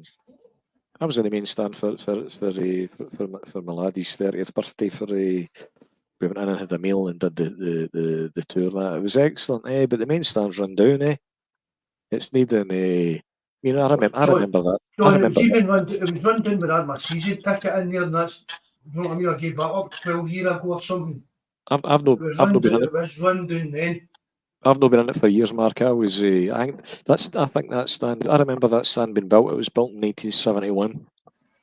I think. Don't quote me on that. For some reason, that sticks in my mind. And it's badly needing redevelopment. Apparently, redevelopment only adds 10,000 on. But you know, this is where my view is that you don't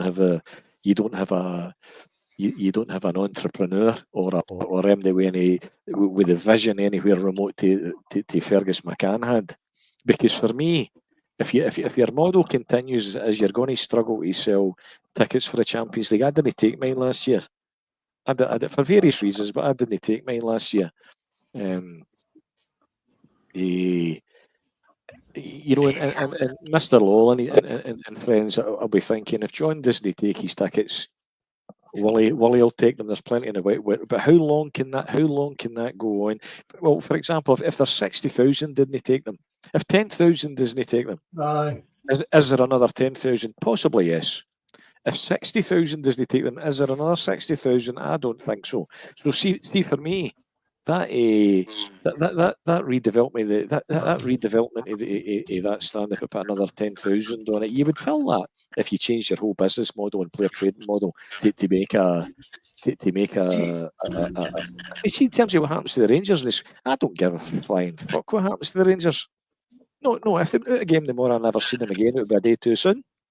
Superb, John. See the thing with the stand. See one of the ways that no, what I would do to redevelop it and help the club move on, find money and stuff like that. I would redevelop the south stand, and I'm talking about fancy, heavy fancy, right? And see all the people that are in the stand that they want to make the full set, like the new Celtic end, the big Celtic end. Offer them seats in, that's at no extra cost for the next 20 years and stuff like that. It's real seating right across the bottom of that the stand on the left-hand side for the south stand, and get that full of standing section in there. You know what I mean? Make the south stand's got to be maybe the place to be for all the money men to get together. You know what I mean? The next 10,000 seats that I don's got to be 10,000 seats that are luxury to compete with the pub league teams and that, the way they've got all their kind of corporate stuff and that, and maximise the south stand to make money for the match day, and then use the other 3 stands to make the atmosphere for the game. 100%. I mean, that they talk about that 10,000. We have, unless they increase the capacity of their ground, and that's not going to happen because they don't have a pot to pass on. There's going to be that 10,000 there capacity disparity between us and them, even if it stands at the moment. That's Celtic need to just do better than selling 5 trips a year. For me, we've just no got as it stands at the moment. You've no got the guys there at that level with sufficient business acumen for a footballing perspective to take you to that level where we could realistically expect to go and reach the last 16 in the new format and compete. And that's what I would love to see. Whether that's, I think you've been beating this drum for a long time, Mark, about a director of football that means it doesn't matter when Angie. You saw that you'll never have a better demonstration of the problems it causes when you've got. I think I said this before. When I was watching Angie's team, I remember watching them long before it happened, and I'm thinking, see if Angie goes and we get another manager in here. All the players there have been bought for Angie's system. You're going to have some job trying to squeeze them into another system, and that's to me is the director of football bit where you're saying, no, there's how we play football. That's the type. That's the profile of player we're looking at. That's how we play. And managers come and go, but that's how Celtic play, and that's the player we buy. And you just can't hide for the fact just the gross failure that recruitment has been. Well, the whole business model though as well, JFP, from the footballing side of it, from wages, maximum earners, all that stuff. All of it. They need to, like, you can't, with the greatest respect, if Callum McGregor's the highest earner and he's on 35,000 a week or 40,000 a week, whatever it is, some figure like that you generally hear, like, you can't just say, well, oh, that's the highest earner, he's 40 grand a week. Yeah, I'm sick of saying it, but like, this 40 grand a week, that's 40 grand a week 5 years ago or 10 years ago is not 40 grand today. Like, it's like a £3 million player today is a £1 million player 5 years ago. You know, Celtic have to change with the times, with just money. It's money just gone up. You know, everything is dearer. Like you for Celtic to get more quality, and you can't keep saying, well, we don't pay any more than 40,000 a week. But we don't pay any. The whole thing has to change. Like, it's not just about spending money. It tells me spent 25 million and but they had to spend it on quality, though. Wasted it last year. Wasted it. So, and I don't know, but I don't think Rodgers is.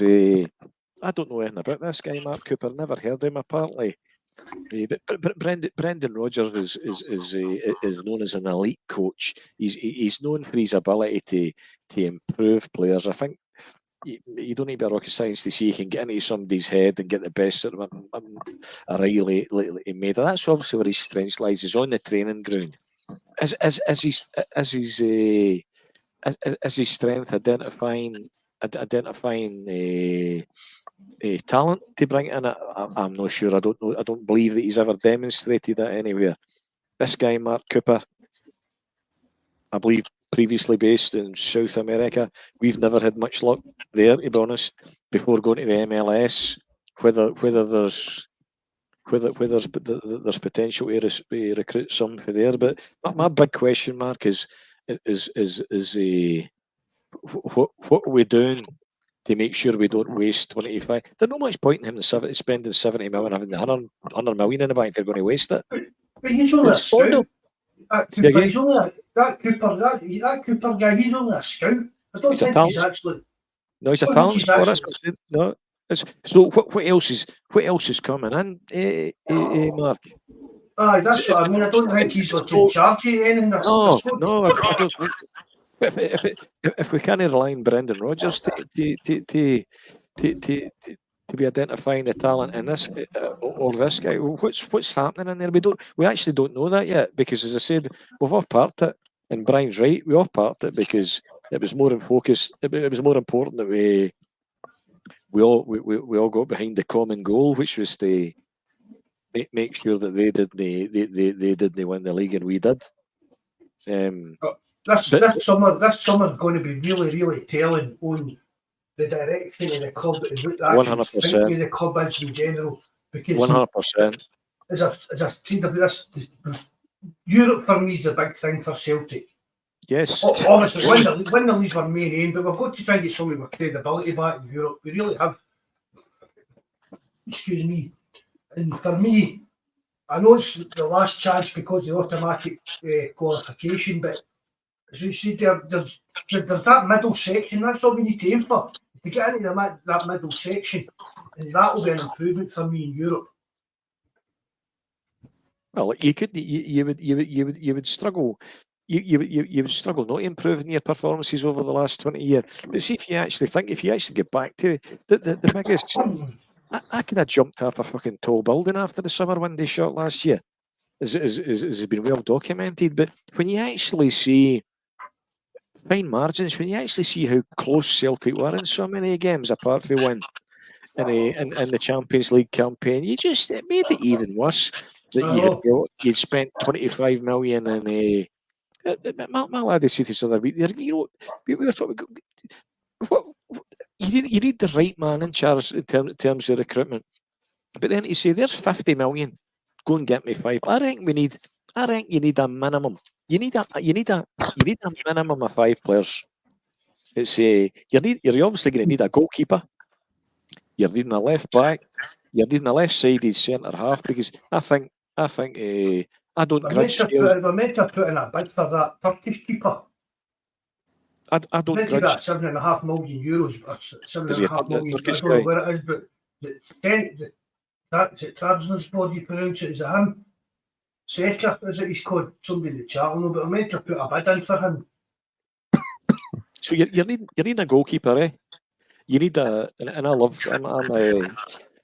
I'm a defender of the left back defender in terms of Taylor. I think Taylor's been outstanding. I don't understand why he just seems to be the fall guy all the time. But we need somebody better. But you can see that about every position.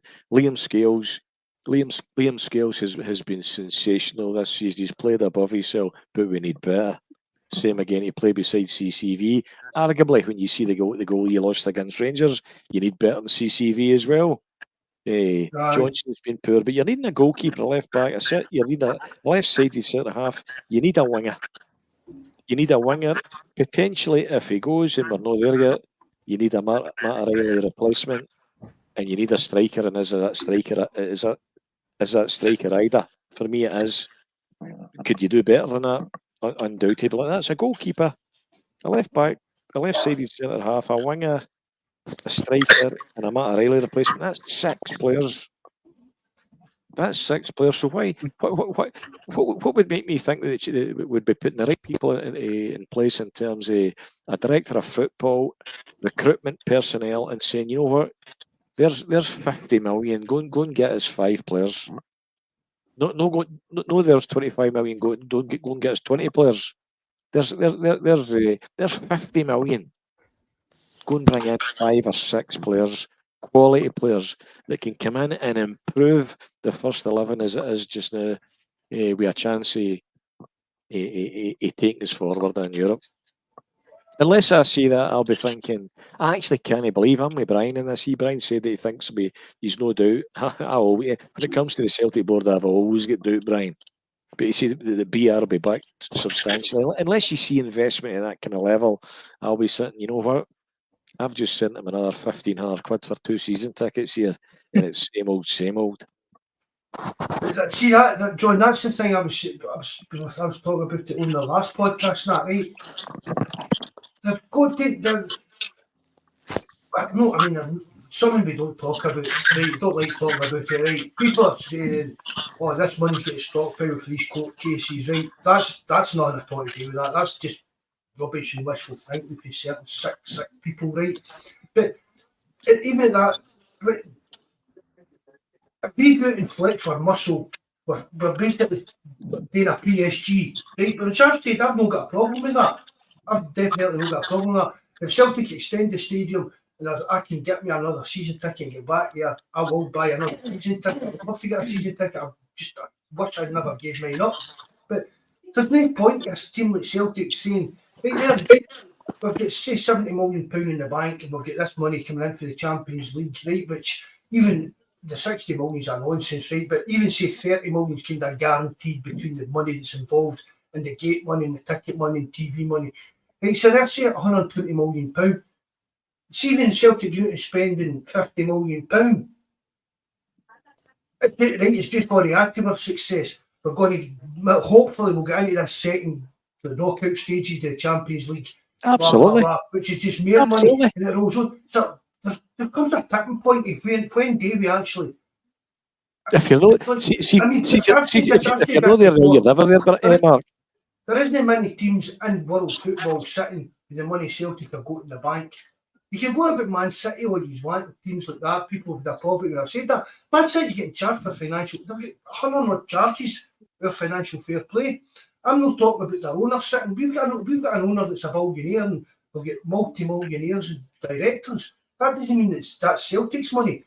There's not many clubs in the world that are sitting with the money Celtic have got in the bank, because most of them is kind of, they live on the kind of the breadline, if you want to call it that. If you win this, you make money, but if you lose it, you're just losing money that year.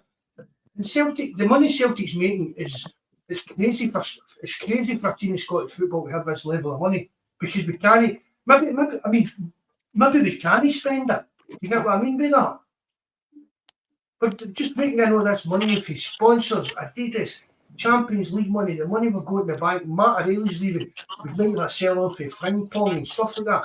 And for me, it's coming to, there's got to be a point in Celtic's got to say, we need to actually go on here. They need to speculate to accumulate, Mark. It's as simple as that. And I'm not saying that Celtic spend 100 million or anything crazy like that.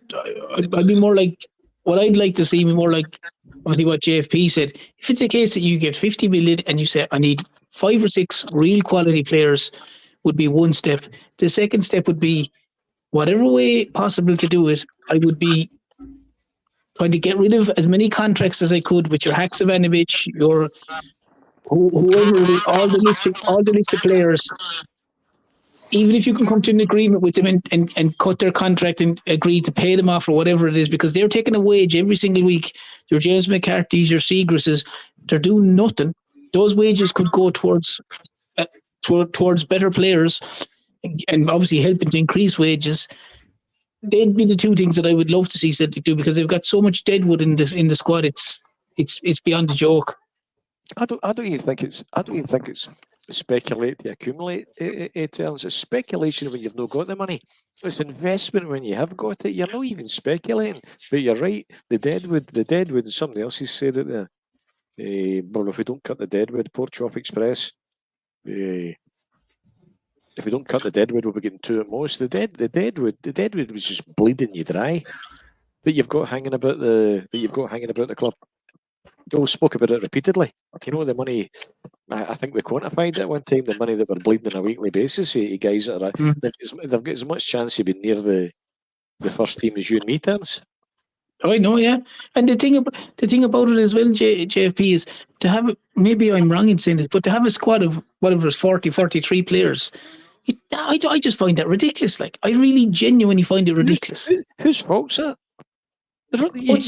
It's the management, well, like the people who are obviously the scouts and buying them in, and all these like Kobayashi's and like Shaw, and as I said, you know, the other Haksabanovic, all these guys. It's just McCarthy, Seagrass is just piling up deadwood everywhere. You can't blame VAR for the amount of fucking deadwood that we're carrying, eh? No, you can't. No, you can't blame the referees and Freemasonry. These issues are they're internal and they're systemic, and if they're not addressed at a strategic level, next year's just going to be different days. But that's because I think JFP, the problem is they seem to have this template that they only buy a player for 3 or 4 million or 2 or 3 million, and it's like they they throw enough money at it. And like you said, they 25 million for 15 or how many players, and hope one comes good. That's and if the other ones are rubbish, then they're just rubbish, and they just seem to sit there till the contracts run out. The likes of Tillo, the likes of Kwan, like, I mean, who's signing these players? Like, Well, that was the thing. I mean, it's basically, it's like a kind of secret, really, isn't it? It's like these players were all scouted and suited for Angie's system, and they're not been able to. It was absolute weird as anything settled, because there's a way it came out, it looked as if it was a kind of open secret that Ange was leaving. So for Celtic to still go down the route, the players that they scouted to suit him was just crazy. nonsense. And I've said this before, because people say to me, well, we've not got any kind of head scout or head recruitment or whatever they do. So who's picking the players that we're actually targeting? I'm hoping that it's Brendan Rodgers that's just saying, we don't need a head of recruitment or a head of scouting. Like Scott Sinclair coming in. You know what I mean? Brendan Rodgers, like, get me him. I know he'll come in here and do me a job and do me a good job, so get me him. Listen, Mark, There's signings out there that don't need scouting. You get what I mean? Brendan Rodgers didn't need to read scouting reports showing them whether they're going to improve the team or whatever. Brendan Rodgers just knows there are 2 or 3 players that he's hopefully identified that he trusts, that he knows will come in and improve the team right away. You don't need to scout them, you don't need a director of football or nothing. It's just now it's down to Michael Nicholson to get the deal over the line. My fear, Mark, is I don't believe that Rodgers is. I don't believe Rodgers has ever earned a reputation anywhere he's been for identifying and bringing talent, and his reputation has been earned for bringing in development potential or even decent players and improving them. But the one thing that gives me hope is that the only 2 players that have come in and made any impact, anybody you signed between last summer and today, was Ida and Kuhn, and both of them look as if they potentially had Rodgers' finger marks on them. But I mean, that's the bit that worries me. The bit that worries me is know that worse than no spending the money. Spend it badly. Is it we spend it badly and we don't spend it wisely. But do you also think though that this is only my theory in it, that, as I said before, that if there's a list of 1 to 5 players, for me, Celtic repeatedly seem to go down to either 3 or 4. They don't look at the 1 and 2 because of obviously transfer fees or wages or whatever. That has to change, surely, because I got the impression, and I'm just guessing, but I got the impression by January that Rodgers was presented with a list again, and he said, "No, listen, you already bought me more fucking donkeys than there is in Blackpool Beach in the summertime here. I don't need any more." By all accounts, he's the man that made there was contact made with him for Ida, and I think he potentially knew about Kuhn. Although Kuhn had played against us, is that right? Was it Rapid Vienna? Who was it? Rapid Vienna? Who was he? Where was he? Leipzig, was it? Was it Leipzig? He'd played against us. No, was it no Leicester he played against? Kuhn, no, he played against us. It was Rapid. Brian needs to go there. Brian, good to hear from you. And, good night, Brian, mate. Thanks for coming in, bud. All joking aside, thanks very much for all your best wishes a few weeks back there. It's much appreciated. Likewise, Good See you later, Brian. All the best, bud. So can you imagine spending 60 million and losing the league today? We would never live it down. I don't think anybody's telling you anywhere close to the impact that last night's result has on them. No. It's broken them big time. Oh man, it's broken them. It's broken. Because see the thing about it, we've waited and see now. But other lies, the big lie about the survival stuff, the most successful club in the world and all that part. We're blowing that out of the water. They've got nothing else. They've got absolutely nothing else to cling on to now apart from the sick stuff. That's all they've got. That is all they've got. See this time next year, You'll be done. Hashtag 55. What they're left with after that's their big drum. Yep. But if there's ever a time now to put it, the final nail in the coffin, it's now. Like, Agreed. Terence, I would put their nail in their coffin every day of the week and twice in a Sunday. If I never seen them again, it would be a day too early. I think I'm quite fortunate. I've managed to create a world in my head where they don't even exist.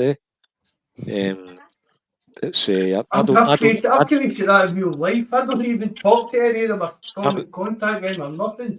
I don't understand, and I didn't understand any at the time. Any Celtic supporter that wanted to see them resurrected, I define myself in no shape or form in relation to them.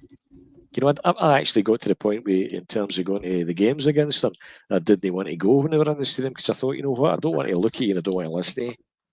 I'm like that.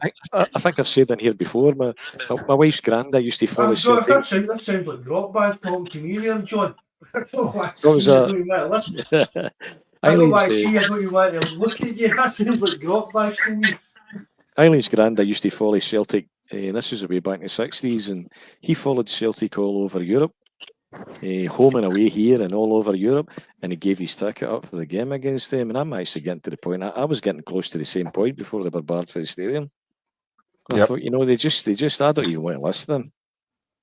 You know, it's not just and I'm not even going to use the word sectarian. It's no sectarian. Nothing to do with it. They're anti-Catholic stuff. They're the stuff that they sing about other stuff as well. Any grown man that's even willing to make jokes about that, there's just you need to go and have a wee fucking look in the mirror.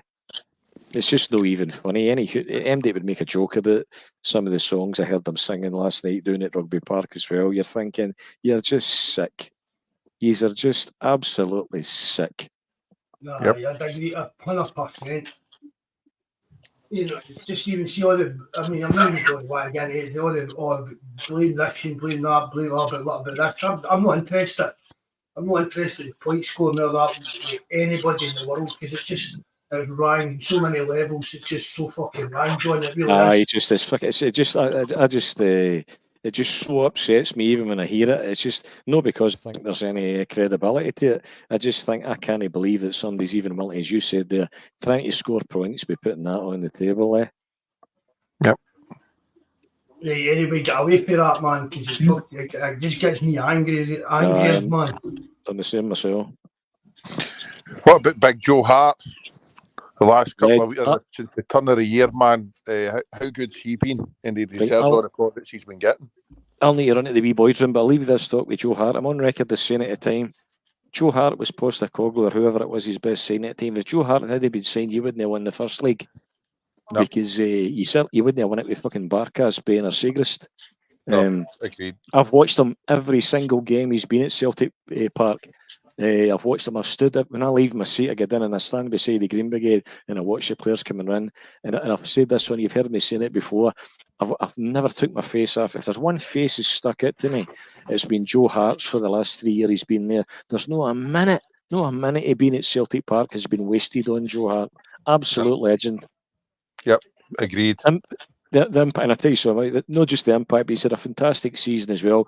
There's between the Rangers and the Hearts game and the Kilmarnock, you could see that I could count about 4 saves. I watched the 3 games again today. There's about 4 saves where he keeps you in the game. Yep, definitely. He's been fantastic. Right, I'll run to the wee boys' room. I'll catch you. I come back. Right, it's been emotional. You away, aye? No, he's away for a slash. Oh, away for Jimmy Riddle. Aye. I agree with you, Jerry. I think he's been brilliant since the turn of the year. He's probably been Celtic's player of the season. He's probably the reason why Celtic have gone on to win the title for me, because some of the saves he's pulled off in games, really, really tight games, like games against Motherwell and games that there was a lot on the line, and he's pulled a couple of big saves. You know what I mean? And yep. It's been huge. I think it's been the best he's played in the last since Christmas. I voted him. I voted him my player of the season. Do you think he's announced he's retiring that he's kind of thought, all right, that's my last one song? Yep. Not up my game, but he was wasn't Just gave him extra yard. Middle of the season and that kind of stuff. Do you know what I mean? But he's really came, as you said, Jerry. He's really come on to it again the last few months. This is my last chance. I need to. Definitely, I need to do as much as I can do to try and make sure I win trophies before I retire. Well, See if they win the Scottish Cup. I'd have him and McGregor up together, lifting the cup. I think they will anyway. But I think McGregor would go for it. I think they will, Mark. If that's the case, like you could even when would you see Joe Hart doing what he did last night at the end of the game, where they go up to the crowd and they do the big dance? He was pumped, like. I thought I was like that I thought they were trying to encourage Kyogo to go up, and I thought, you're joking. No, get Joe Hart up there because I say he's been my player of the season, and I think since it's been announced he's kicked on, certainly since the turn of the year, and I think we all kind of thought he's maybe going to get back down to Shrewsbury and have another season there, but I think he's maybe just he's had enough and want to spend this time with his family. But as John said, not a second of this has been lost in him. And I think the way he conducts himself, the way he trains, the way just the person he is, he's a credit to himself. But also I think he epitomises everything that Brendan Rodgers would want in the team, because I don't think he would no shrinking violet in the changing rooms, and I think he would have set high standards.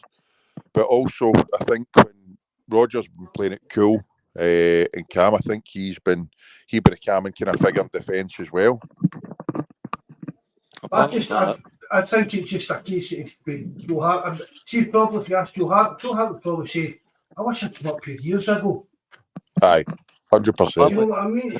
I came up here when I was. His option was coming to Celtic or going sitting on the bench for Josie. Was it Roma? Marino was away at the time, and he came up here. And I mean, see when it comes to even potential signings and stuff like that. See if I'm maybe trying to sign a player that's Big Jerry's a cut off here. See if I'm maybe trying to sign a player that's different. I don't know about getting up to playing Scott. Get Rodgers on the phone to Joe Hart and say, here, speak to him. Joe Hart will tell him, got there. It'll be the best time of your career. You're maybe not getting the plaudits, you're maybe not getting 100 grand a week or whatever wages, but got there, you'll have the best time of your career. You'll win trophies. The fans, once you're winning trophies, the fans will love you. It really is. It's been a bit of a fairy tale for him, isn't it, Joe Hart, when you think about it? Seemingly, apparently he's told the club, told Rodgers that he'd be willing to take on any kind of ambassadorial role that would be required. And I don't know if you'd heard or not, but apparently Matt O'Reilly asked him last night. I don't know whether it was at the celebrations at Rugby Park or after the game at Celtic Park. Obviously, you know, Hart's been there, seen it and done it. But apparently Matt O'Reilly asked Joe Hart, "Is it like this everywhere?" And Joe Hart says to him, "No." So if there's any hope that we could maybe get another season at Matt O'Reilly, and I would love to think so. Struggling to see it. I would love to see that the other night, John. I know he's only signed a new contract. You still give him 50, 60 grand a week, whatever. Just to stay here for one year. Him and Rodgers, he likes Rodgers. Buy into Rodgers. For me, get Rodgers in his ear. Buy into what I'm trying here, Mark. Give me 1 year out. Come on, son. You're only 23. You're going to get the move that make your family rich for generations. Just buy into me for 1 year here, and let's see how far we can take this. If anything can do that, it's when you ask somebody with Joe Hart's CV and experience, is it like this everywhere, Joe? And Joe says, "Nah, don't you kid yourself. You might wait. You might wait many a day before you ever experience anything like this." As I said, there's been nothing lost in Joe Hart. As I said, even the fact he's apparently told the club and told Rodgers he's willing to take on any kind of ambassadorial role. Joe Hart's been blown away with Celtic. I think that as well. I agree with that, John. I think he's kind of, and because he's profiled down in England, that's what I mean. I think when he does talk, I can see Joe Hart going, like that soccer Saturday stuff and that. I think he'll become a pundit. He'll be like on there, and but a lot of the time it will always be like about when I was at Celtic, or seen when I was at Celtic. Sorry, Jeff, what were you saying, Jerry? He'll be like Sutton, the way he talks us up all the time. Aye. What do you think? I see, like Winder Powell saying about Clermont. Do you think he's finished? If we beat them in the final, do you think they'll get rid of him in the summer, or do you think they'll wait? I think they'll wait. I'm not wanting to keep on about them because it's all about us, but it's an interesting point. I think they'll wait. I think you'll see the summer out and they'll give him the window. You know what I mean? Like he done with Beale. But he'll not be here at Christmas. I don't think he'll be here at Christmas. What do you reckon, John? They'll go and it'll be. Sorry, I interrupted there, John. They'll go and read this on the Discord. They'll go for another big name, Diddy kind of guy like Frank Lampard or something like that. They'll come in and it'll be a rinse and repeat, and then in a year's time, Lampard will be pitched back out the door. But what manager with any kind of standing in the game, or a reputation, is going to come into the Scottish game? We Rangers, with hardly any money, Celtics get Champions League money, dominating the years for constant years. For the last 20 years, we've dominated the domestic game. What manager with any kind of credence or credibility is going to come in and take that job? Moyes. It's like a what is he? I tend to know where. You need somebody to come in. What Rangers need to do is get somebody to come in, and they've got to just kind of forget about everything for the next 5 years and let somebody come in that's got a bit of know-how and try and bring the club up to any kind of standard, because they can't just keep pouring money that they've even go into it every year chasing us when it's an impossible dream. Rangers are dreaming the impossible dream. They're named one in the world in the next. Even in my lifetime, see when Rangers went bust, I said this. When did they go bust? 12 years ago. That was like maybe the hours of 38, 39. And see when they went bust, people will come back and somebody will buy them and somebody will be doing this thing. And Celtic dropped the ball because we had a clear win at Champions League every year and we fucked that right up. But even if we got to Champions League 5 or 6 times out of that, would have been a game changer. But it's still. There's nothing they can do unless something mental happens. Saudi buys them or something like that, isn't going to happen because they're Saudis, if you get what I mean. But if I was sitting here the new Rangers fan, I would feel like how Celtic felt back how I felt 90s. back in the early 90s and stuff like that. Yep. And that's exactly right. I didn't see any way back for Celtic, and then Fergus came in and done what he done. But if they had a Fergus McCann, he'd have been in there before now. If there was Rangers fans out there, all these you get fans around the world, all these guys that get millions and millions and that. So where have they been?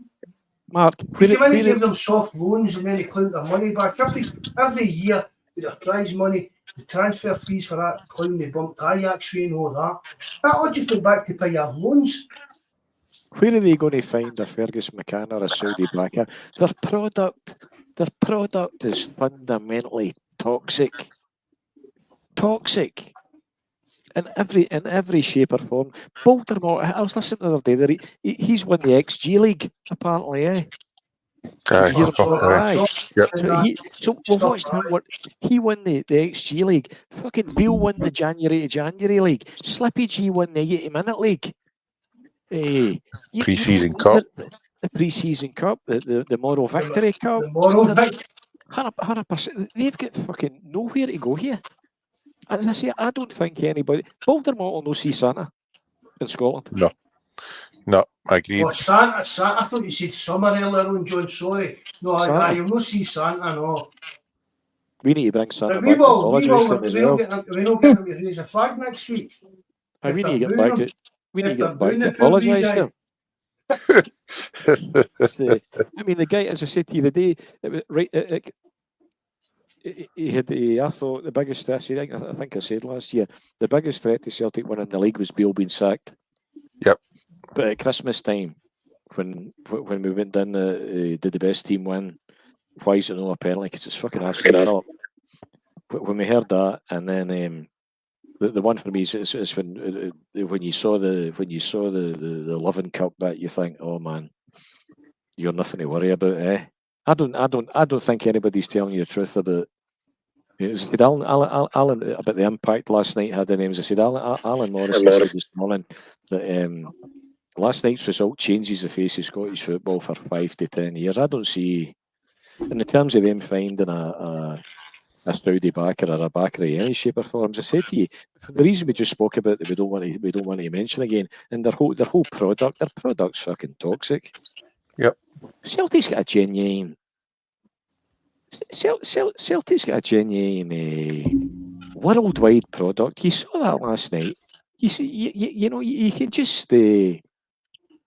My old man used to say he was near Celtic man. But they worked in the Gorbals for 25 years. He says, John, I'll give you this. He said, see your average Rangers supporter I've met, or your average Celtic supporter I've met over 25 years of working in there. They were motivated by a love of their own club.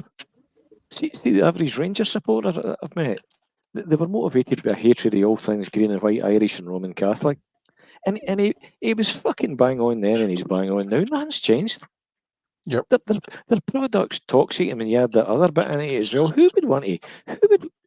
What businessman would want to support that? Definitely. Agreed. Long may it continue, but get it up them. We're champions again. What's your team for Saturday, John?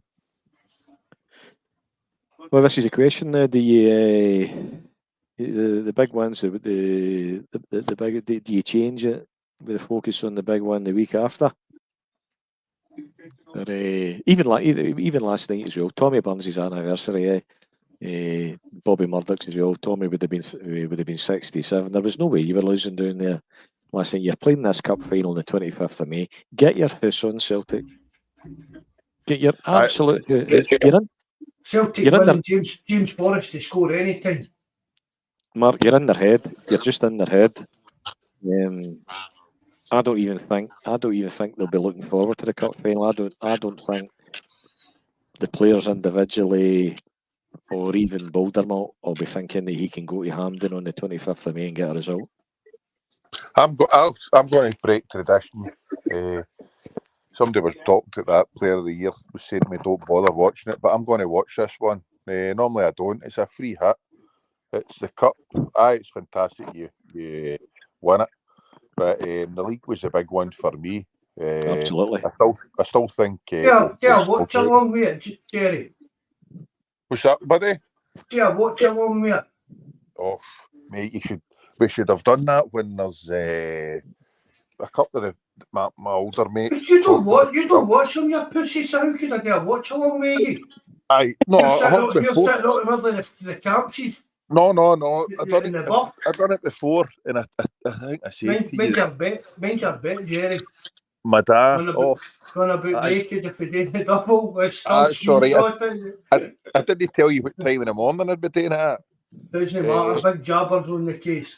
I watched one of the games before, and my dad had invited the priest room to watch the game, and he brought his dog. And I think the priest thought he had never witnessed this before, but his poor dog nearly get bluttered right out the front window, and I was up and down, and even the old boy, it's my pal, old John, he was saying that I was nearly giving him a heart attack and trying to kick everything and header everything, but it was an experience. We should maybe do that next season, mate, get the wee camera on us, and you can all see me. No, you don't need a camera. No watching us. It's just listening to us, but we're all watching the game. I'm up for that any time, mate. See that game against them a couple of weeks ago. It was, there's absolutely there's nothing enjoyable about watching that game. No, I agree with you, mate.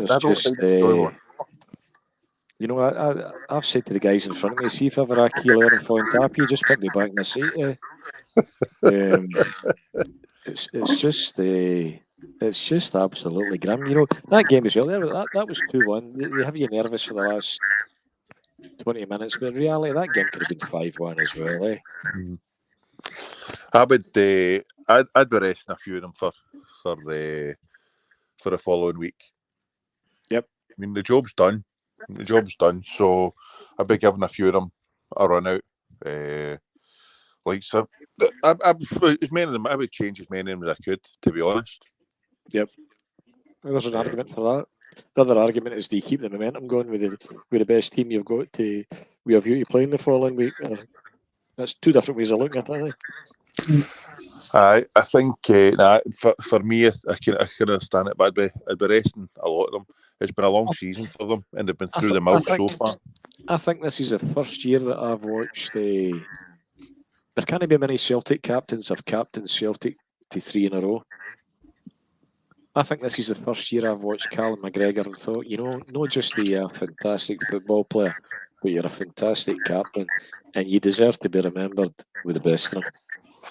Aye, without a shadow of doubt. I totally agree with you, but for the last 12 months, 18 months, McGregor's not been the McGregor. No. You know, I mean, there's flashes last night, a couple of games against Dame and stuff like that. He's been a serious letdown when it comes to Europe for me. Yep. He's kept his best game to the game against Denmark. And that's not his fault for me. That's down to the manager, that's down to Ange, that's down to Brendan Rodgers, because it's just, for me, Cal McGregor is just not a CDM at that higher level. Played him as a 6. Aye, it's just that's no him. Even if it's they played the two, him and Scott Brown, that was a cracking partnership. But if Scott Brown left, McGregor is a kind of defensive midfielder, just doesn't work for me. I mean, yep. Did you see maybe Rodgers came back to a 4-2-3-1 or that? It depends on the personnel he brings in, doesn't it? It's the whole summer is going to tell us our level of ambition and what we're going to be playing. We've said it before. I don't think you can't play formations if you've not got the right players. Aye. So it just depends on who he brings in going forward. I mean, he's got a Wata there, but he would possibly need somebody else in there. And then do you free up McGregor to be taking on maybe a Riley's role or playing less games and looking after him? I don't know. It's Bobby's Champions League team go for a kind of even a 4-5-1. Bobby should know a bad stab at the team for the weekend. The only thing I would change there would be if he's still in the building, I'd have had Owen instead of Kyogo, Bobby. Hart, Ralston, Welsh, Rocky, Montgomery, Awata, Bernardo, Kelly, Kuhn, Palmer. You know, is O still in the building? Yeah, he was in the picture the other night, actually celebrating in the dressing room. I get one sent to me tonight. Terry, see that the one that they've produced that says champions again. I get one. Lundstrom's in it as well. John Lundstrom's in it as well with the Rangers tap on. Cracker. Right, so just before we go then, what's your team? Right, we'll start with you, Terry. You're first on the list on this. What's your team for Saturday?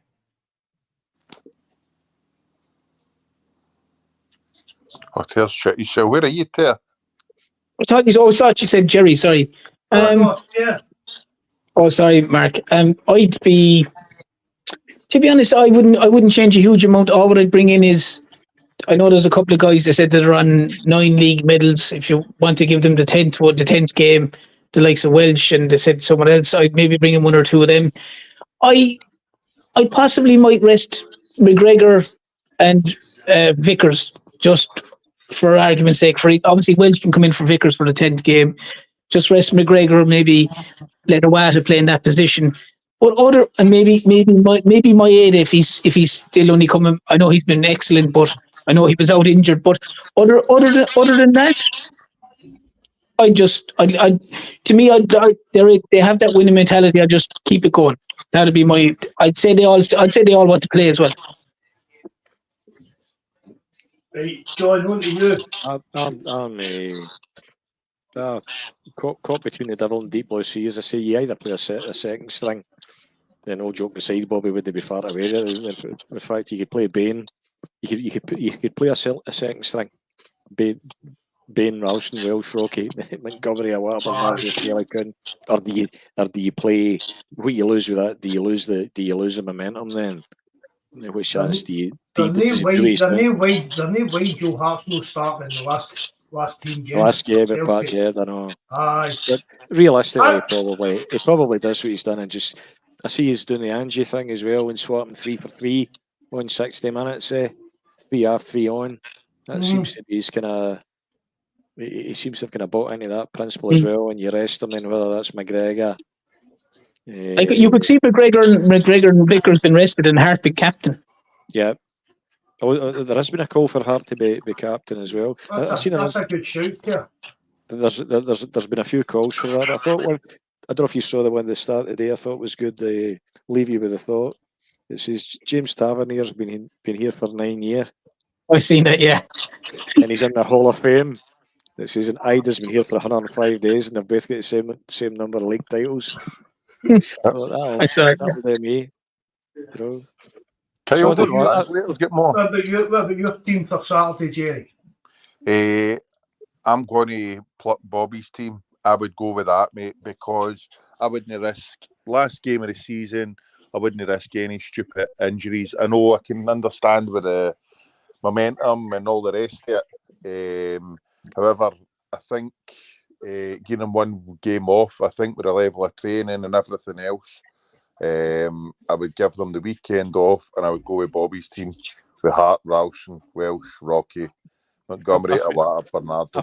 I find it hard to disagree with. I find it hard to disagree with that, Jerry. I think there's a bit of wisdom. There's no point in sustaining an injury. In Saturday, it's party time. It's a game. It's job's done. Well, see, when Hart went down last night, injured, I thought, no, here we go. I thought he'd done a shoulder from him. Yeah, I thought the same thing. The way Vickers went down as well when he got the dunk in the back, I thought, oh no, his backs went. So you're not really want to take any risks when games are won. So you're really looking towards this cup final. Give all these boys a chance, especially if some of them are on 9 medals or 9 games. With that stupid rule, we need to play 10 to get a league winners medal. See that, Jerry? All that means is that put the SPFL league. Aye. The club buy. Kyogo's translators getting more medals than Rangers squad put together. That's it. Good on him. No, I mean that's what people going about this. They need 10 they need to play 10 games to get a medal. They don't. They just need 10 games. In fact, I don't even think that's maybe a rule anymore. I think the SPFL just give you X amount of medals, and if you want more, you need to pay for them. Maybe try and get one myself. I'm looking forward to getting in and party there, but I've actually enjoyed the. There's not been a lot of games that were actually that enjoyable. The game against Dundee, but the last, apart from that, the last 3 games, the game against Hearts, I think up to last night was our best game of the season. Yep. Beating them, you were actually disappointed that you were left hanging on when the game should have been out of sight long before that. And then last night, the Hearts game, the game against them, apart from the Dundee, and I thought we were exceptional last night. I just can't see for the life of me any way they're going to live with you in the cup final.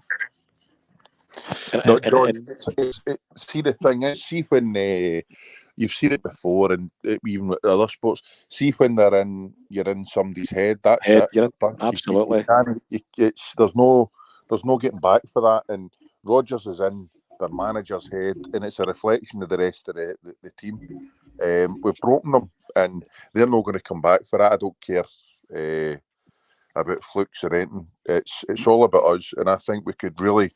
I wasn't confident at the weekend of giving them when we played them there. But I'm really confident now that we'll smash them to bits in this cup final.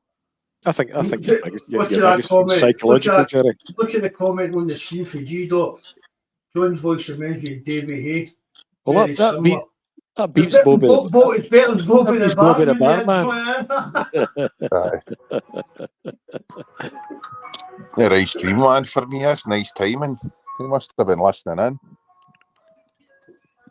So I don't. I say. I think you're right, Jerry. I think the biggest thing is you're in their head. When Baldermont says last week, you shouldn't have said you're going to have fun, so we're going to have fun as well. I'm thinking you're a lunatic, man. Aye, you've took the bait. You're just a nutcase.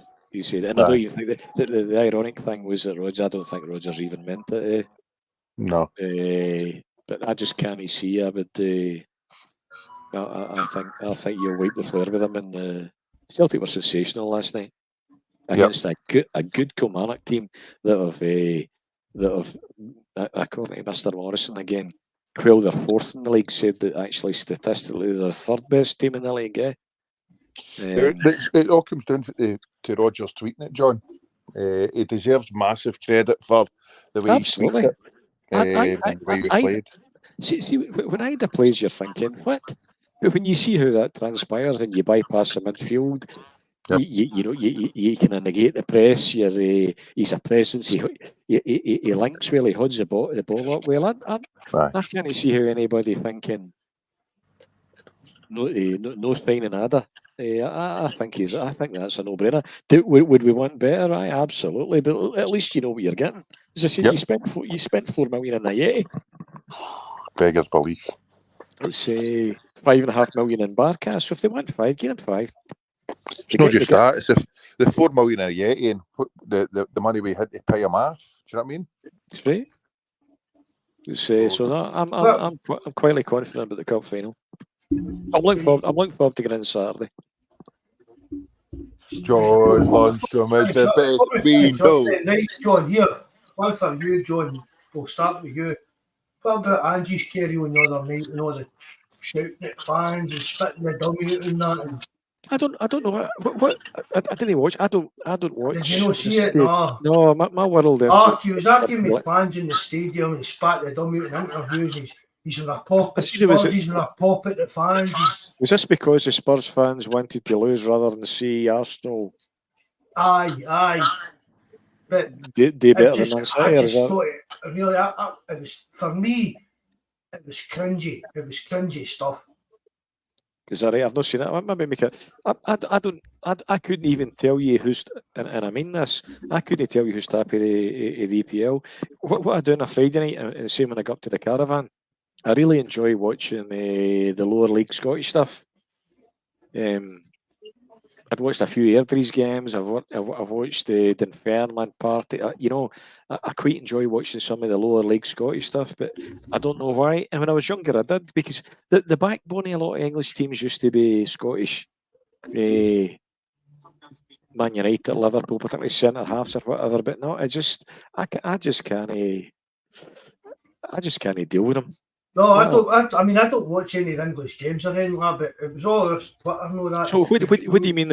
So in what way would you think Angie let yourself down? Aye. In what way? What did you think, Terence? Never heard of the guy. What? I've never heard of the guy. Spurs manager Terence. No, never heard of him. It just, if you know, it's a thing inside the club, outside the club. People are saying to be honest, Mark. Away, but see, that's all this due diligence. He knew what Spurs was when he left. He knew what they were like. They're never a big team. See if he spat the dumb out, and it keep going for me. It was that childish. Honestly, it was that childish. I was an owner, a chairman, CEO, or whatever, of any other big team in these big leagues or that. I've been looking at him doing that. What he said one season, right? You had the Aussie way up in Scotland, Japan, right? That doesn't really register on our Richter scale and the Western civilization and stuff like that. The guys left Celtic. He's went down to Spurs. It's not as if he didn't know what the club was like. Just what they are. And he's went down there, and because he's done a decent job, he's done as good a job as a lot of Spurs managers have. But you've had Mourinho in there, you've had Conte in there, and they've never been able to do anything with the club because of the way it was run and stuff like that. And now it seems to have spat the dummy out about how the club's ran and the way they kind of accept it. They're just kind of mediocre and stuff like that. For me, he made a pure complete clown himself the other night. Well, it's going to be a good way for him to turn the fans against him, Mark. If he gets a few bad results at the start of the season next season, you could, if the Spurs fans turn against him, they won't be long going. Good luck. Like you said, they'll say, well, the same as most of the other managers, we're not in Champions League, we haven't won anything. No, here's a new manager, same as the old. I mean, see if he hadn't managed Celtic terms, and then he wouldn't be down there. No, what I was going to say was, see if he hadn't managed Celtic, and you saw that the way he acted, it was like a spoiled kid there sitting there with a pet at lip on that during the press conference. Would you want him to become Celtic manager? You need. No, I know what you mean. I'll need to watch it to see why you see this impact on you. There, I'm looking at 420 somewhere. There's got he's saying watching lower league, pissed myself up at the caravan, right? Lower league, you need to watch 420. You need to watch the Broth commentator. If you can watch the Broth commentator talk about GZ Peeps, man, have any of you seen it? GZ Peeps, man, his commentary is just absolutely fucking class. GCP, congratulations to Dunfermline. You pumped us, no twadoots. Absolutely pure class. It's Google GC Peeps, their Broth commentator, and the EPL will never be able to do that. Never. It's just you get a bit of honesty and a bit of integrity in watching some of the lower league stuff. It's I'm just surprised, Mark. Honest. Sorry. I'm just surprised, Mark, that the Spurs manager was surprised that the Spurs fans were, in a sense, happy that they lost and that City won, that they didn't want Arsenal to win the league. Like, I mean, I'm surprised that he's that naive to think that he would hope that they win and possibly give Arsenal the league. Spurs fans wouldn't want Arsenal to win the league, and I'm amazed that he spent the dummy out as badly as he did. If that's what he's done, like as you said, like. I mean, people say, he's not going to Liverpool. They're taking that Dutch guy, that was it Slotty's called or something. But there are people talking about Ange getting the Liverpool job or the Man United job and stuff like that. But you've got to take a manager like him. No, but at the end of the day, Mark, he's won. He's had a good run with them. I have no idea where they're in the league, but people are saying they're up reasonably high enough. But they still haven't won anything. Do you know what I mean? I don't think I'm pretty sure they didn't win the cups this season. So, I don't know. Look, to be honest, lads in work watch all the Premier League, and I haven't a clue. Genuinely. But just because it was Ange, it was all over Twitter and everything. Celtic fans were commenting on the stuff. And I just thought, that's just. I'm quite surprised because he conducted the meltdown. For me, it was like a kind of Baldermore kind of meltdown. You know what I mean? The mask slipped a bit. I'm quite surprised because he conducted himself with the press very well up here. But saying that, it's easy to conduct yourself well when things are going your way. That's what I was meaning. But even I said that with Brendan Rodgers. He's been doing there in England battling with some of the, whether they're good journalists or no, they're top journalists in England and stuff like that. He's been battling with for years. Come up to Scotland dealing with Keith Jackson and Duke Evans and the likes, and Braden Butter to get the kind of Brendan Rodgers was used to dealing with.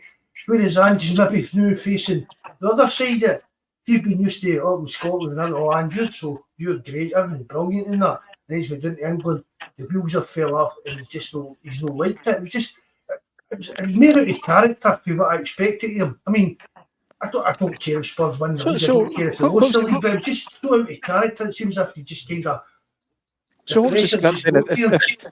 If Spurs had the win, what was the implications for Arsenal? They could have won the league. Arsenal could have won the league. Aye, The Spurs won.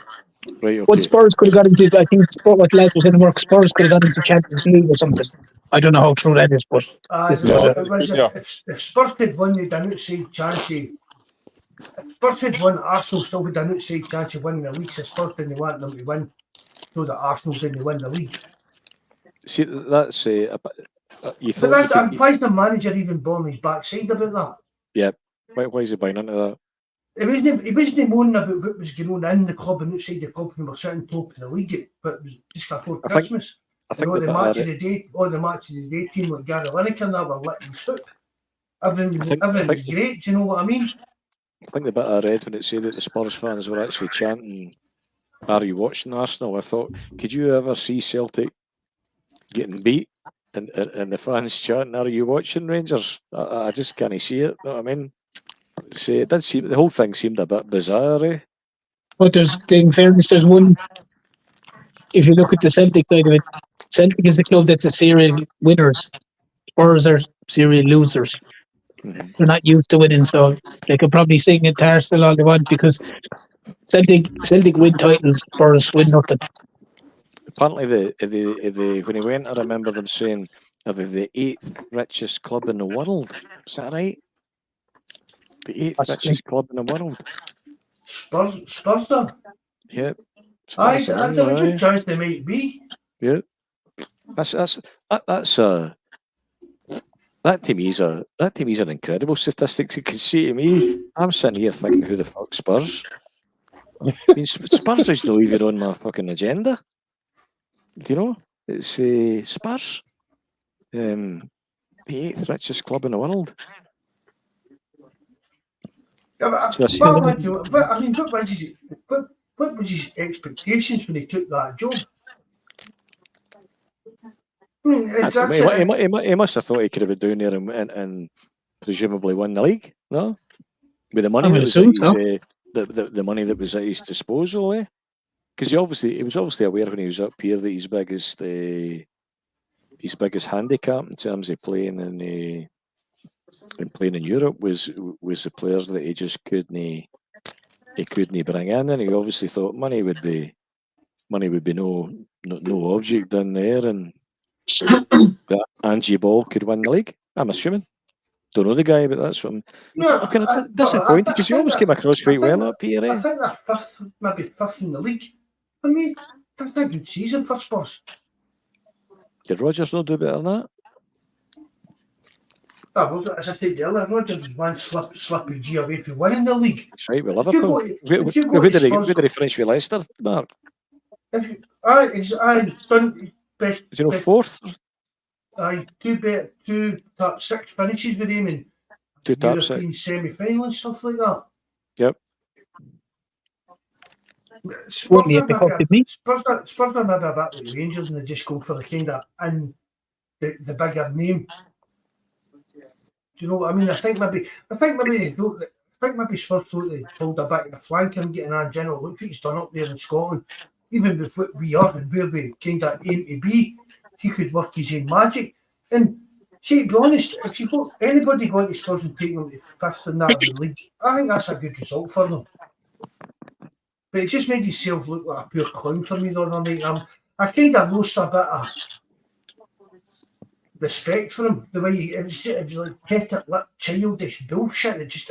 I don't know why it really annoyed me having to sit and I don't even know why I was sitting and watched it. It was annoying me that much, but it really did. Just I'm not like talking about that. It's inside the club, everything hangs on the right. But you must have looked at the job before you took it. You weren't moaning when you were sitting top of the league and everybody was saying, "Oh, here, this guy Mike Dave, what he done up in Scotland and sweep all before him with the Ansball system and all that rubbish." Right, that's it. Right, rant over. Deep breaths, Pat. Deep breaths. It's easy to it's easy to conduct yourself well and be magnanimous when everything's going your way. Yeah. Maybe there's another side there that we didn't see because everything did go his way up here. Hey, I'm trying to eat this cone, man, right at Melton. I don't know if you can tell. Where did you get your clone? That's 9 o'clock. Anyway, Where'd you get your clone, Jerry? 2.5 hours, man. absolute nonsense. Jerry, Aye. I told you the last time I've had a couple of curries out of that wee. When heading back for Sean's up to the caravan. I know. That wee curry shop at Lennoxton there. Did you see that wee one in the corner where the Swan Inn used to be? I know, actually Chinese, mate. Aye, the Chinese, aye. Aye. That's good. It was excellent. Staff are mental. I'm no fussy when it comes to food. If you've seen me, you can probably tell. But no, we ice cream boy I stopped outside the house, so I put you in mute because I was singing to him, much to my missus' disgust and the boys' disgust. He's a John Lundstrom fan. Chasing the Taliban down the street. Wait for me, I was doing my podcast. Do you know who I am? Do you know who I am? He's one of the hundos. So I was singing out the window and I didn't want you to hear, but nobody was impressed at all. I was, but I still got my double nugget. So I'm happy. That's a term I've not heard for a laddie, the tally coming in. Has Mark said that there? Aye. That's how we referred it to the tally as well. No. Because it was Italians that kind of done it. See an entry here. The Mambro and Hamilton. My dad was the first guy in kind of Hamilton area and that was a non-Italian that ran ice cream vans. Just when I was the one at Hamilton, the Peacock Cross. What do you call the ice cream? Equis. Superb. But see, I remember back in the day in Airdrie, there must have been there's none of them left anymore too. There must have been about 10 cafes, Ice cream places, cafes. Lamaras, Zambanini's, Italians, But there's that's why they're called tallies. I know. That's what it's called, the Taliban. When I was a wee boy, I didn't know that when you were saying the Taliban, that's what I meant. You know. See, that used to be one. Old guy's dead now, God rest him, but it was a tally guy that used to do the van round about my bit as well. He told me his father got the jail written off during the war because all the Italians in Kirky get round it up in case they were spies and informants. Alberto Torterio during the war. I see they change their name, they get round it up. Maestro's talk about Nardini's done it large as well. I don't know what island it's on, but the Italians were taken prisoner and they were rounded up in Scotland and put in there was in one of the islands of Scotland, I can't remember where it is, but they built a chapel, right? And it's done like an old Nissen hut. It just looks like corrugated. It's like semicircular corrugated steel, corrugated sheets, Yep. But inside it, you want to see, if you ever get a chance to Google it, I can't mind where it is in Scotland. The Italian chapel, I think they call it, and inside the altar and the whole decor and how ornate it is inside is just absolutely incredible. Was it not Orkney? Was it in Orkney? Because they were seen as being I think they were seen as being a threat because they were. I thought they were Mussolini followers. Aye. But they know a lot of them put on the islands, John. Does that know like? Maybe to be skinny singer lassie. Did her family own a Italian cafe ice cream place on one of the wee islands? I know. That's Zavarona. Lena Zavaroni. Aye. Does her family know for like Malport or something like that? You're showing your age, that's right. I think she was from Malport. You're showing your age here, Mark. Aye. That's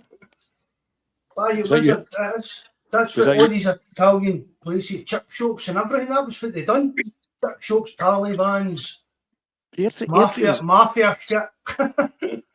It was absolutely full. See, there was Lamaras, Zambanini's, just it was all Italians, chip shops, ice cream. Must have been their thing when they came out here, Aye, it definitely was. As I said, then we started frying their pizzas. When I was at school, deep fried pizza, we killed the Italian culture with that. Because they were at school with us. They were at school with me, Something else. There's no minute. I don't think there's one left in there anymore. Like, but Equi seems to still going strong. Hughie Green opened pre-mark in Hamilton years ago. Opportunity knocks. Hughie, he opened pre-mark back in, must have been the 80s or something. How did we get to Hughie Green? I don't, they're milestone 95. I don't know, it's just Hughie Green that came into my head there. Oh, I know what it is. Did Lena Zavaroni know one opportunity knocks? Is that maybe not what the Hughie Green link is? Is that what it was? Coming to be that Paul Gates' Dan, oh? Hughie Green. This is all over my head. This is getting mental, right? It's 9 o'clock, we're going to our bed. John, what do you make of Bendy Water? Bendy Water? Just don't do it. No on Thursdays. Right, guys, it's been emotional. I've got 2 mental dogs to walk before they go off their chump, man. They're cross-legged. Just admit it, you've got a pile of ice to eat. No, I've wolfed it. Do you know that? Boy. It was lovely. Jerry, John, you enjoy your walk with your dogs. Oh, don't you worry.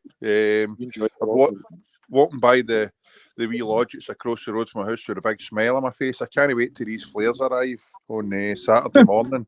I've got them. But you getting white trousers? You getting white trousers?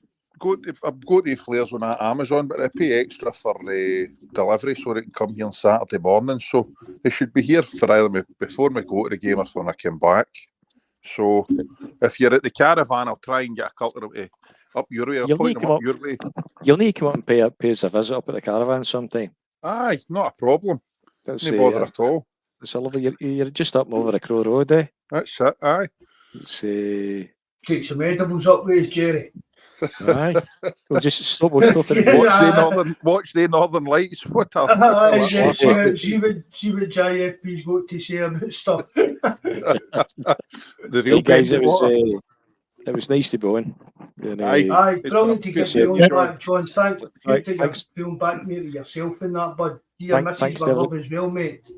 Thanks, I will do. Thanks to everybody for the comments earlier on, and I never replied. It was because they were. It was because they were lost on me. There's nothing lost on me, and it's much appreciated.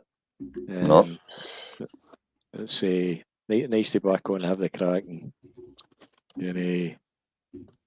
hopefully a week on Saturday we can do the double and really send them. Give them nothing to celebrate this year, eh? Exactly. Oh, don't worry, John. Mark will have you on Sunday. That's you back.